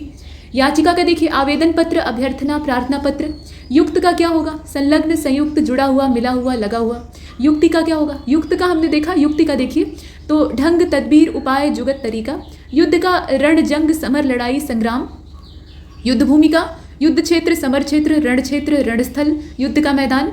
युवती का सुंदरी, श्यामा, किशोरी, तरुणी, नवयौवना, नवोढ़ा, यौवनवती, रमणी। और युवावस्था का जवानी, तारुण्य, यौवन, तरुणाई। योग्य का काबिल, कार्यक्षम, उपयुक्त, कुशल, सक्षम, दक्ष, निष्णात, क्षम, ये सब है। यौगिक का संयुक्त, मिश्र, संलिष्ट, मिला हुआ, जुड़ा हुआ, ये सब। र से देखिए अब इसके बाद य के नीचे र वाला, तो र से पहले है रंक, तो रंक का दरिद्र, कंगाल, अकिंचन, निर्धन, धनहीन। रक्त का क्या हो जाएगा, तो लोहित इसको कहा जाता है, इसके अलावा लोहू भी कहते हैं, लहू भी कहते हैं, शोणित कहते हैं, रुधिर कहते हैं, खून कहते हैं। रक्तपात का मारकाट, खून खराबा, लड़ाई झगड़ा इत्यादि। रक्षा का यहाँ देख रहे हैं आप, बचाव, हिफाजत, सुरक्षा, रखवाली। त्राण भी कहा जाता है, इसके अलावा प्रतिरक्षा भी कहा जाता है। रत का क्या होगा, तो लीन, अनुरक्त, लिप्त, मग्न, तल्लीन। रमणी का स्त्री भामा वनिता नारी औरत वामा ये सब है। इसके बाद रविवार, इतवार, आदित्यवार, सूर्यवार, रविवासर, यहाँ आप देखें। रस का तत्व सार, ये आप देखिए। रसना का देख लीजिए तो जीव, जवान, रसेंद्रिय, जिह्वा, रसिका, रसज्ञा, रसला। रमा का क्या हो जाएगा तो रमा अर्थात देवी लक्ष्मी, तो लक्ष्मी, विष्णुप्रिया, इंदिरा, पद्मा, कमलासना, श्री, कमला, भार्गवी, ये सब जो संबोधन है उन्हें आप देख रहे हैं। रश्मि का देख लीजिएगा तो रश्मि का यहाँ देखें कर मतलब हाथ भी होता है और कर मतलब किरण से भी तात्पर्य होता है, तो वो है। इसके अलावा अंशु है, मयूख है, मरीच है और किरण है। रावण का क्या हो जाएगा, रावण के भी बहुत सारे पर्यायवाची हैं, तो रावण तो उसका मूल नाम था। बाकी दशकंधर, दशशीष, दशानन, लंकेश, लंकाधिपति, दैत्येंद्र और दशकंठ और राक्षस राज कहा जाता था। रक्ष जाति का था ये राक्षस, ठीक, मतलब इनकी जो माता थी कैकसी, वो रक्ष जाति की राक्षसी थी और पिता एक ब्राह्मण थे। तो माता के वंश की ओर से राक्षस था और पिता के कुल की ओर से ब्राह्मण था, और पुराने समय में पिता का ही कुल मुख्य होता था, तो इसलिए रावण को ब्राह्मण माना गया। लेकिन राक्षसी प्रवृत्तियाँ भी उसके अंदर थी, जैसे कि अहंकार। तो ये आपने देखा, आप इसीलिए इसे राक्षस राज भी कहा जाता है। दशानन, लंकापति, ये सब जो संबोधन है ये आपने देखा। दशकंध, ये सब कहा गया। राजा का देख लीजिएगा तो नृप, नृपति, भूप, महीप, नरेश, नरपति, भूपति, राव, नरेंद्र, सम्राट, महीपति, भूस्वामी, पृथ्वीनाथ, पृथ्वीपति, भूपाल, इसके अलावा महीप और भूमिपति, बहुत सारे इस तरह के, मतलब भूमि का स्वामी कहने का तात्पर्य है। तो राजा जो था वो पहले के समय में जमीन का स्वामी होता था, आजकल तो सरकारें होती हैं। अब इसके बाद आगे देखते हैं, यहाँ देखिए राज्यपाल, प्रांतपति, गवर्नर, सूबेदार, राज्यपति, ये सब है। रात का देखिए तो रात में कई सारे हैं। अब देखिए इसमें रैन है, रात्रि, रजनी, निशा, निशीत, छपा भी होता है, छपाकर कहा जाता है चंद्रमा को, ठीक। यामिनी, विभावरी, शर्वरी, तमी, त्रियामा, तमिस्रा, विभा, ये सब है। इसके अलावा और भी है, दोषा, अमा। अमा जो है ना, ये देखिए ये अमावस्या की रात्रि को कहा जाता है, मतलब जब घनघोर अंधकार छाया रहता है तो उसको कहते हैं। अहोरात्र भी कहते हैं। इसके अलावा तपस्विनी भी कहा जाता है, क्योंकि लोग रात में तप करते हैं। तमा, निशी, इसके अलावा यामा, राका, वासुरा, सरवरी, श्यामा, ये सब रात्रि के पर्यायवाची। राधा का क्या हो जाएगा तो राधा का वृषभानुजा, इसके अलावा राधिका, ब्रजरानी, हरिप्रिया, वृषभानु दुलारी, सर्वेश्वरी, कृष्णप्रिया, ये सब। रामचंद्र का रघुवीर, राघव, अवधेश, अवध नरेश, सीतापति, रघुनंदन, रघुपति, पुरुषोत्तम, कमल नयन, दशरथ नंदन, रघुवंश, यहाँ आप देख रहे हैं रघुवंश मणि, रघुवर, इस प्रकार के हैं। रमापति भी कहा जाता है। तो रमापति तो असल में भगवान विष्णु का पर्यायवाची, और भगवान विष्णु के प्रत्यक्ष अवतार थे, प्रत्यक्ष 7वें अवतार थे भगवान राम, तो इसलिए रमापति इनको भी कहा जाता है। इसके बाद आप आगे देखें, यहाँ पर भगवान रामचंद्र के आगे रमापति और ये नीचे राय दिया हुआ है। राय मतलब परामर्श, सम्मति, सलाह, मंत्रणा, मत इत्यादि। राशि का क्या हो जाएगा तो समूह, पुंज, ढेर, ये आप देख रहे हैं। राहगीर का बटोही, पथक, राही, यात्री, मुसाफिर। रिक्त का क्या हो जाएगा खाली, शून्य, खोखला, रीता, छूछा। रिहाई का मुक्ति, छुट्टी, उन्मोचन, मोक्ष, छुटकारा, निजात, निस्तार। रीति का कायदा, तरीका, नियम, कानून, विधान, विधि। और रुग्ण का क्या हो जाएगा तो व्याधिग्रस्त, रोगी, बीमार, रोगग्रस्त, अस्वस्थ। रुचि का आप देखें दिलचस्पी, पसंद, चाह, अभिरुचि। रूप का आकार, शक्ल, बनावट, सूरत, आकृति। और रोजगार का क्या हो जाएगा व्यवसाय, कारोबार, धंधा। रोष का क्रोध, कोप, गुस्सा, अमर्ष, रीस, ये सब है। अब ल से देख लेते हैं तो लक्ष्मण, भगवान राम के छोटे भाई लक्ष्मण जो कि शेषनाग के अवतार थे, तो लखन, और इसीलिए इनको शेषावतार कहा जाता है। इसके अलावा रामानुज, सौमित्र, इनकी माता का नाम सुमित्रा था। और अनंत भी कहते हैं, अनंत चूंकि शेषनाग का पर्यायवाची है इसलिए वो लक्ष्मण का भी। बाकी शेष, सुमित्रा पुत्र, ये सब है।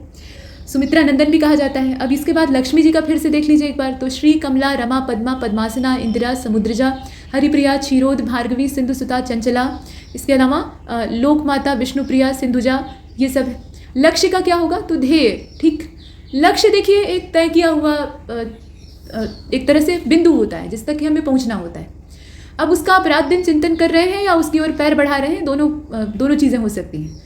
लेकिन ध्येय वो होता है जिसका कि आप ध्यान कर रहे हैं, निरंतर उसे मन में उसकी अर्चना कर रहे हैं। जैसे ईश्वर की उपासना की जाती है वैसे अपने लक्ष्य की उपासना कर रहे हैं। तो इसीलिए कहा जाता है कि सिविल सर्विसेज को अपना लक्ष्य मत बनाइए, अपना ध्येय बनाइए, तभी आप उसे प्राप्त कर सकते हैं। मतलब उसके लिए पूरा अपना जीवन, 1 साल जो है, जीवन का 1 साल वो डिवोट करिए, तब जाकर आप उसे क्लियर कर पाएंगे, ठीक। तो वो चीज़, मतलब ध्येय का अर्थ होता है निरंतर ध्यान में रहने वाला लक्ष्य।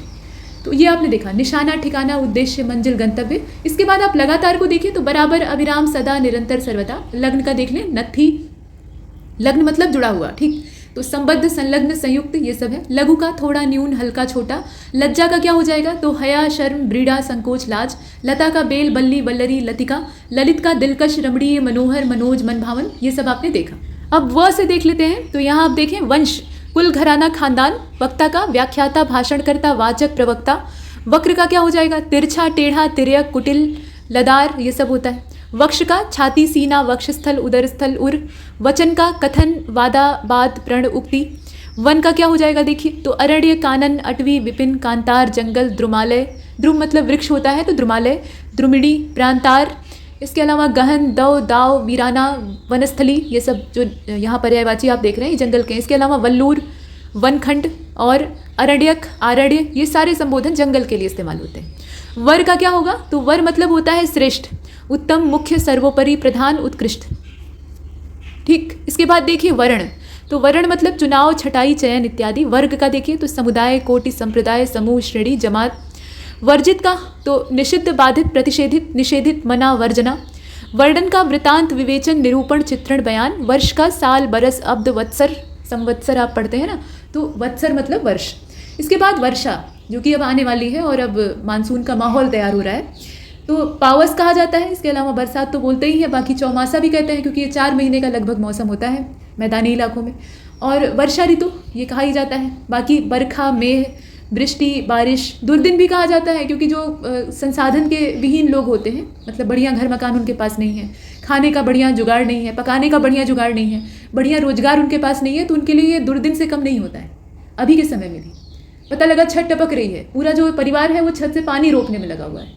चूल्हे पर पानी, जो चूल्हा लकड़ी का या जो भी संसाधन आपके पास है उसके ऊपर पानी चूना शुरू हो गया, वो डूब गया पानी में, बाढ़ग्रस्त आप हो गए, तो ये क्या है? दुर्दिन ही तो है।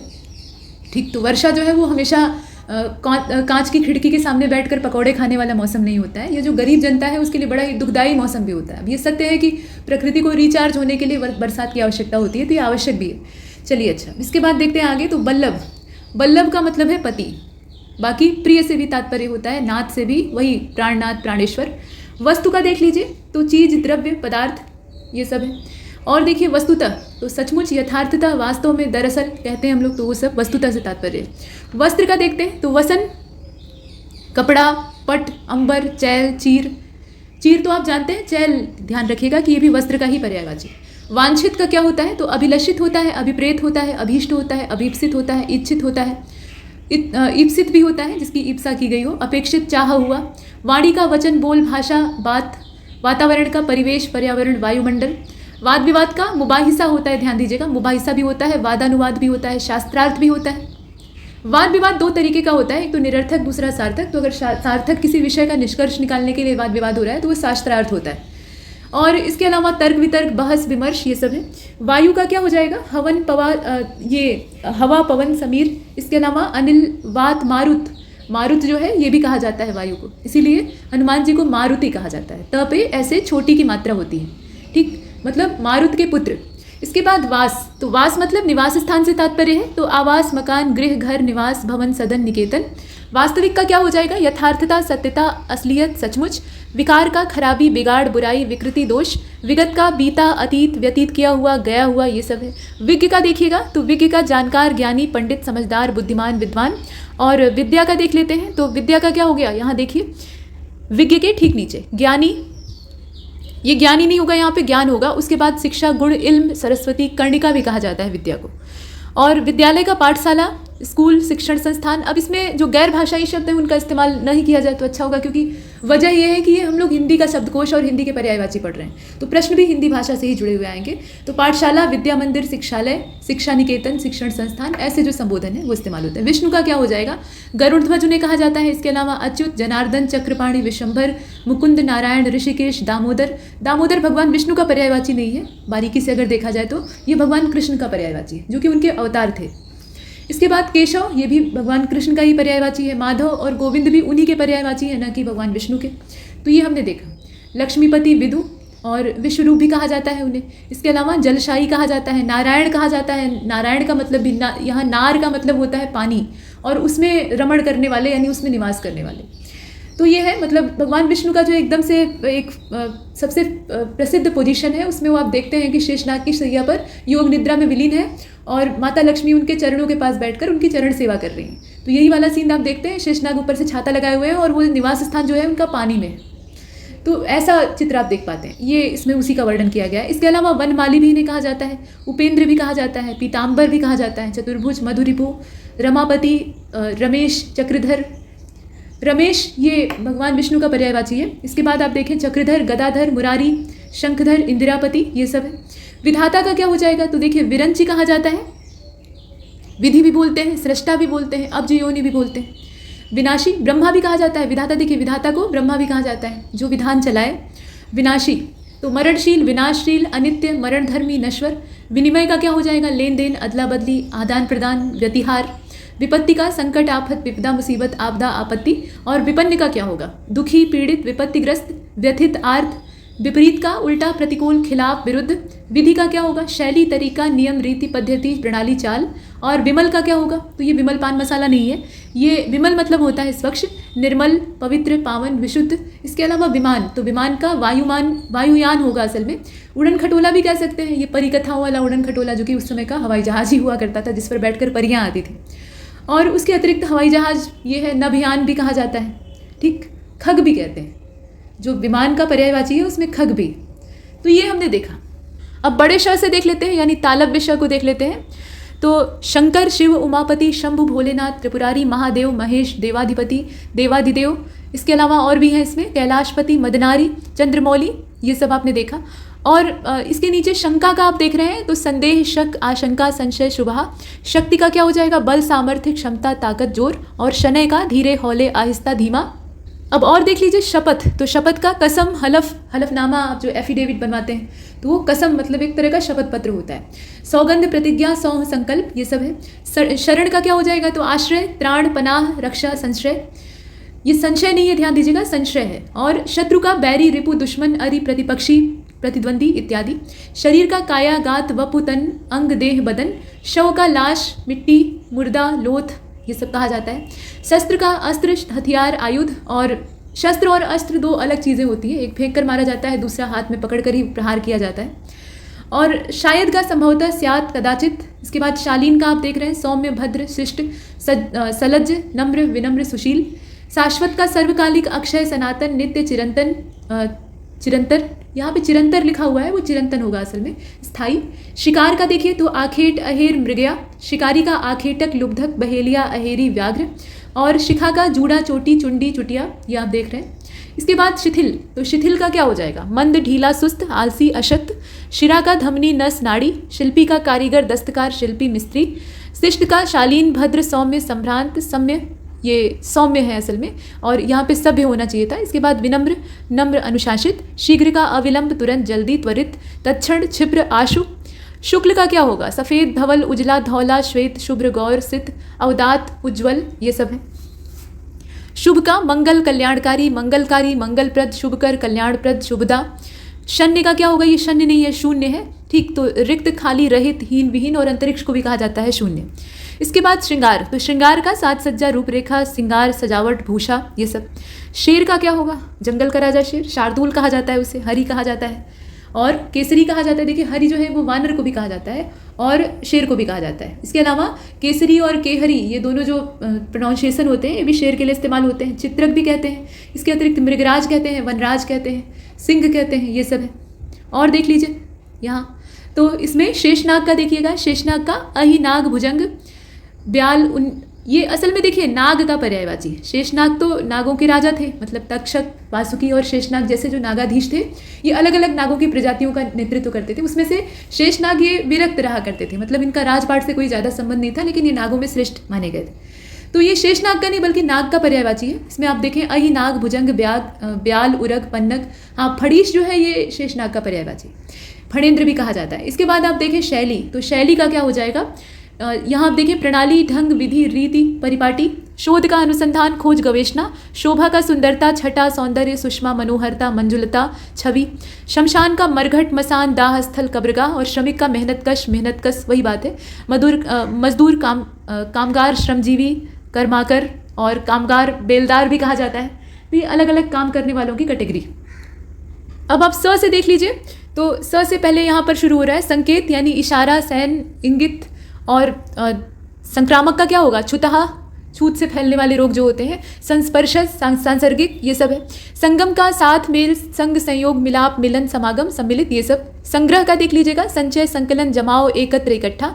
संतप्त का पीड़ित, व्यथित, दुखी, क्लेशित, वेदनाग्रस्त। संतान का औलाद, बाल बच्चे, संतति। संतोष का संतुष्टि, तृप्ति, तुष्टि, सब्र, तोष, इत्मीनान। संदिग्ध का शंकास्पद, संदेहजनक, शंका, संशयान्वित, ये सब है। इसके बाद आप संध्या का देखिएगा, तो निशारंभ, दिनावसान, दिनांत, सायंकाल, गोधूली, प्रदोषकाल, ये सब है। सन्यासी का दंडी, बैरागी, विरत, त्यागी, परिव्राजक। संलग्न का क्या होगा? तो अनुबद्ध, नत्थी, संयुक्त, संबद्ध। और संवाद का वार्तालाप, बातचीत, संभाषण। संसार का विश्व, दुनिया, जग, जगती, इहलोक, जहान, भव, ये सब कहा जाता है। कहते हैं ना, भव सागर से पार उतारो, तो भव जो है वो संसार का पर्यायवाची। इसके बाद और भी हैं, जैसे देखिए संस्थापक, तो इसका हो जाएगा संचालक, प्रवर्तक, मूलकर्ता और मुख्यकर्ता धर्ता भी कहा जाता है। संहार का बर्बादी, समाप्ति, अंत, नाश, ध्वंस, विध्वंस, ये सब है। सच्चा का क्या हो जाएगा? सत्यभाषी, सत्यवादी, सत्यनिष्ठ, सत्यव्रत, सत्यधर्मी। और कभी कभी सच्चे को हरिश्चंद्र की भी उपाधि दे दी जाती है, हालांकि वो उपाधि है, पर्यायवाची नहीं। इसके अलावा सजग का देखें, तो सजग का हो जाएगा चौकस, चौकन्ना, सतर्क, होशियार, सावधान, सचेत, सावचेत, ये सब। सदा का क्या होगा? हमेशा, हरदम, निरंतर, नित्य, सदैव, चिरंतन, बराबर, ये सभी जो हैं ये पर्यायवाची। इसके बाद आप देखें सुंदरी का, तो सुंदरी का क्या हो जाएगा? सुभगा, रूपसी, रूपराशि, सुदर्शना, छबीली, हसीना। सुख का क्या हो जाएगा? आनंद, चैन, मजा, परितोष। इसे थोड़ा बड़ा किया जा सकता है ताकि आपको देखने में सुविधा हो। ये देखिए, तो सुख का हो जाएगा आनंद, चैन, मजा, परितोष, ये आपने देखा। मोद भी होता है, मोद मतलब प्रसन्नता या सुख। और सुगंधि का देखें, खुशबू, महक, सुवास, सुरभि, परिमल। सुबोध का सरल, आसान, सुस्पष्ट, सुगम, बोधगम्य, ये आप देख रहे हैं। सुविधा का सहूलियत, सुगमता, सुविधा, आसानी। सुस्ताना का ठहरना, दम लेना, विश्राम, आराम, चैन। करार, कहते हैं करार आया, तो करार आया मतलब चैन आया। और सुख, ये सब। इसके बाद सुअर, तो सुअर का वराह होता है, शूकर होता है, सूकर होता है। हालांकि वराह जो है वो सुअर की एक दूसरी वैरायटी होती है जो जंगल में पाए जाते हैं। उनके बड़े बड़े दांत ऐसे बाहर की ओर निकले होते हैं, जिससे कि वो बहुत खतरनाक जानवरों को भी फाड़ डालते हैं और बड़े ही आक्रामक और जुझारू होते हैं, इतनी आसानी से ये पराजित भी नहीं होते हैं। तो इस तरह के जो सुअर होते हैं उनको वन्य सुअर या फिर वराह कहा जाता है। बाकी जो है वो सामान्य आप देखते ही। दांत उनके पास भी होते हैं, जो घरेलू तौर पे पाले जाने वाले सुअर होते हैं उनके भी दांत काफ़ी नुकीले होते हैं, लेकिन उतने बड़े नहीं होते हैं। इसके बाद आप देखिए यहाँ पर सोना, तो सोने का क्या हो जाएगा? स्वर्ण, कंचन, हाटक, कनक, हिरण्य, हिरण्य भी कहा जाता है। इसके अलावा हेम, जात, रूप, चामीकर, सुवर्ण, पुष्कल कहते हैं। ध्यान दीजिएगा, पुष्कर जो है वो तालाब का पर्यायवाची है और पुष्कल जो है ये स्वर्ण का पर्यायवाची है। जातक भी कहा जाता है, रुक्म भी कहते हैं और ताम्रस ये भी कहते हैं। इसके बाद सूर्य को देखिएगा, तो सूर्य का रवि, भानु, दिनकर, दिवाकर, भास्कर, प्रभाकर, सविता, पतंग, आदित्य, अक्र, कमल बंधु। कमल बंधु इसलिए क्योंकि जब सूर्य का प्रकाश निकलता है तो उस समय से कमल अपना मुंह खोलना शुरू कर देते हैं और सूर्यास्त होने के समय अपना मुंह बंद करने लगते हैं।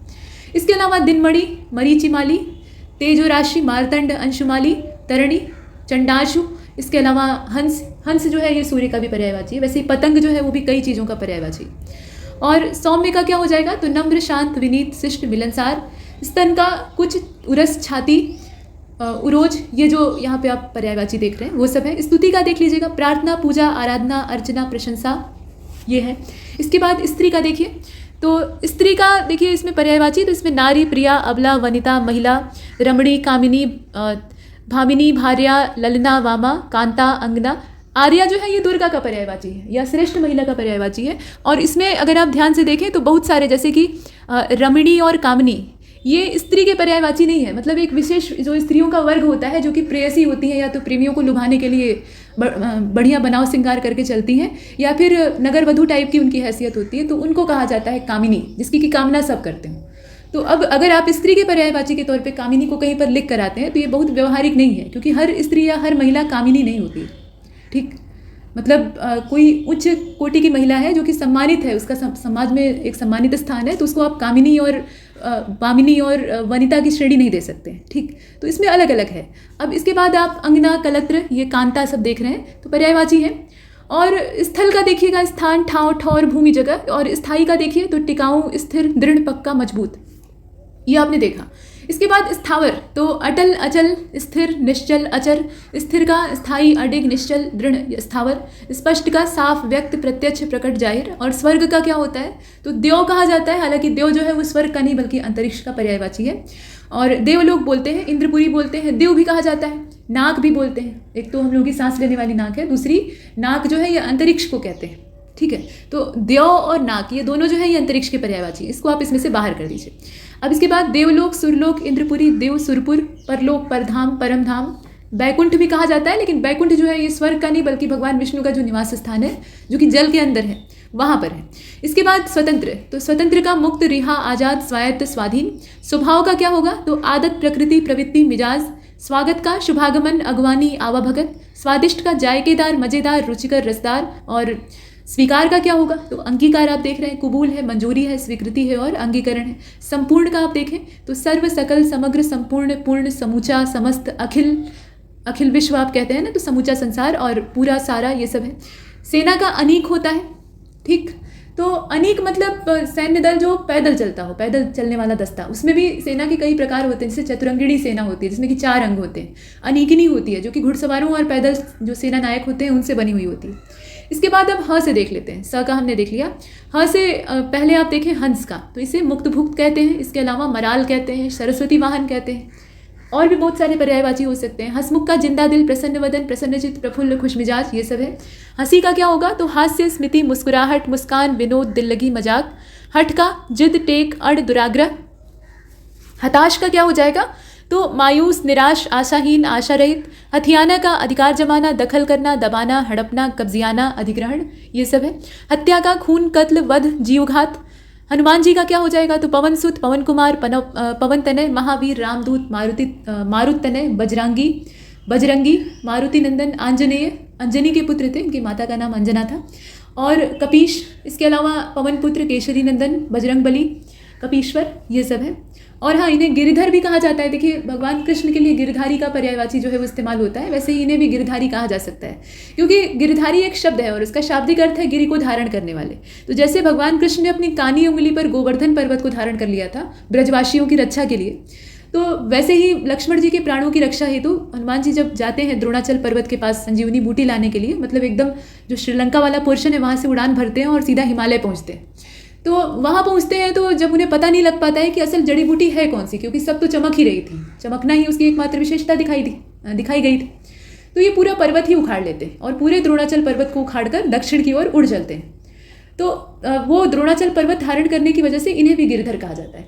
ठीक, तो ये आपने देखा। अब इसके बाद हरि, तो हरि का देखिए, हरि का कई पर्यायवाची है। एक तो भगवान विष्णु का ये पर्यायवाची है सबसे पहले, उसके अलावा ये बंदर को भी कहा जाता है, इंद्र को भी कहा जाता है। जो राजा होते हैं उनके लिए भी हरि का संबोधन इस्तेमाल होता है, जैसे कि यहाँ देखें आप, पृथ्वीपति, पृथ्वीनाथ, ये सब लिखा हुआ है। हाँ, त्रिलोकीनाथ ये भगवान विष्णु का पर्यायवाची है, तो हरि इनके लिए इस्तेमाल होता है। लक्ष्मीपति, चंद्र को भी कहा जाता है। अच्छा, सिंह को भी हरि कहा जाता है। और अच्युत, जो कि हमेशा मौजूद रहे, जिसका कि समापन संभव न हो, ऐसी चीज़ को भी हरि कहा जाता है। इसके बाद आप देखें हर्षित और हर्ष। तो पहले हर्ष को देखते हैं। खुशी, प्रसन्नता, आनंद, आमोद, आह्लाद। हर्षित का आह्लादपूर्ण, प्रफुल्ल, प्रमुदित, प्रसन्न, खुश। हवाला का क्या होगा, तो समर्पण, कह दिया अब तुम्हारे हवाले वतन साथियों। तो इसमें क्या है, अपना जो वतन है उसको जो आने वाली पीढ़ी है उसके हाथ में सौंप रहे हैं, तो ये अर्पण हो गया, समर्पण हो गया, सुपुर्द करना हो गया, या हस्तांतरण भी कहा जा सकता है। इसके बाद आप हाथी को देखें तो हस्ती, गज, करी, कुंजर, द्विरद, नाग, दंती, कुंभी, सिंधुर, गजेंद्र, मतंग, व्याल, वितुंड, द्विप, गयंद, वारण, ये सब हाथी के पर्यायवाची। हरितिमा का देखिएगा, हरियाली, हरापन, ये सब है। हार का क्या हो जाएगा, तो मात, पराभव, पराजय, शिकस्त। हित का उपकार, भला, मंगल, कल्याण, भलाई। हितैषी का हित चिंतक, शुभकामी, शुभचिंतक, मंगलाकांक्षी, शुभेच्छु। हिम का हो जाएगा तुषार, निहार, बर्फ, तुहिन। हिमालय का हिमपति, नगराज, शैलेंद्र, नगपति, हिमाद्रि, हिमांचल, गिरिराज, हिमगिरी। हिरण का क्या होगा, तो मृग, सारंग, हरिण, सुरभि, कुरंग, चितल, बारसिंघा। हिस्सेदार का देखिए, अंशधारी, भागीदार, साझेदार, अंशभागी। हेय का क्या होगा, तो तुच्छ, अनादरणीय, घटिया, तिरस्कारपूर्ण, उपेक्षा, नाचीज, उपेक्षापूर्ण कहा जा सकता है, नाचीज, नगण्य, गर्हित। और ह्रास का हो जाएगा क्षय, क्षरण, घटाव, गिरावट, कमी, न्यूनता, क्षति, हानि, ये सब।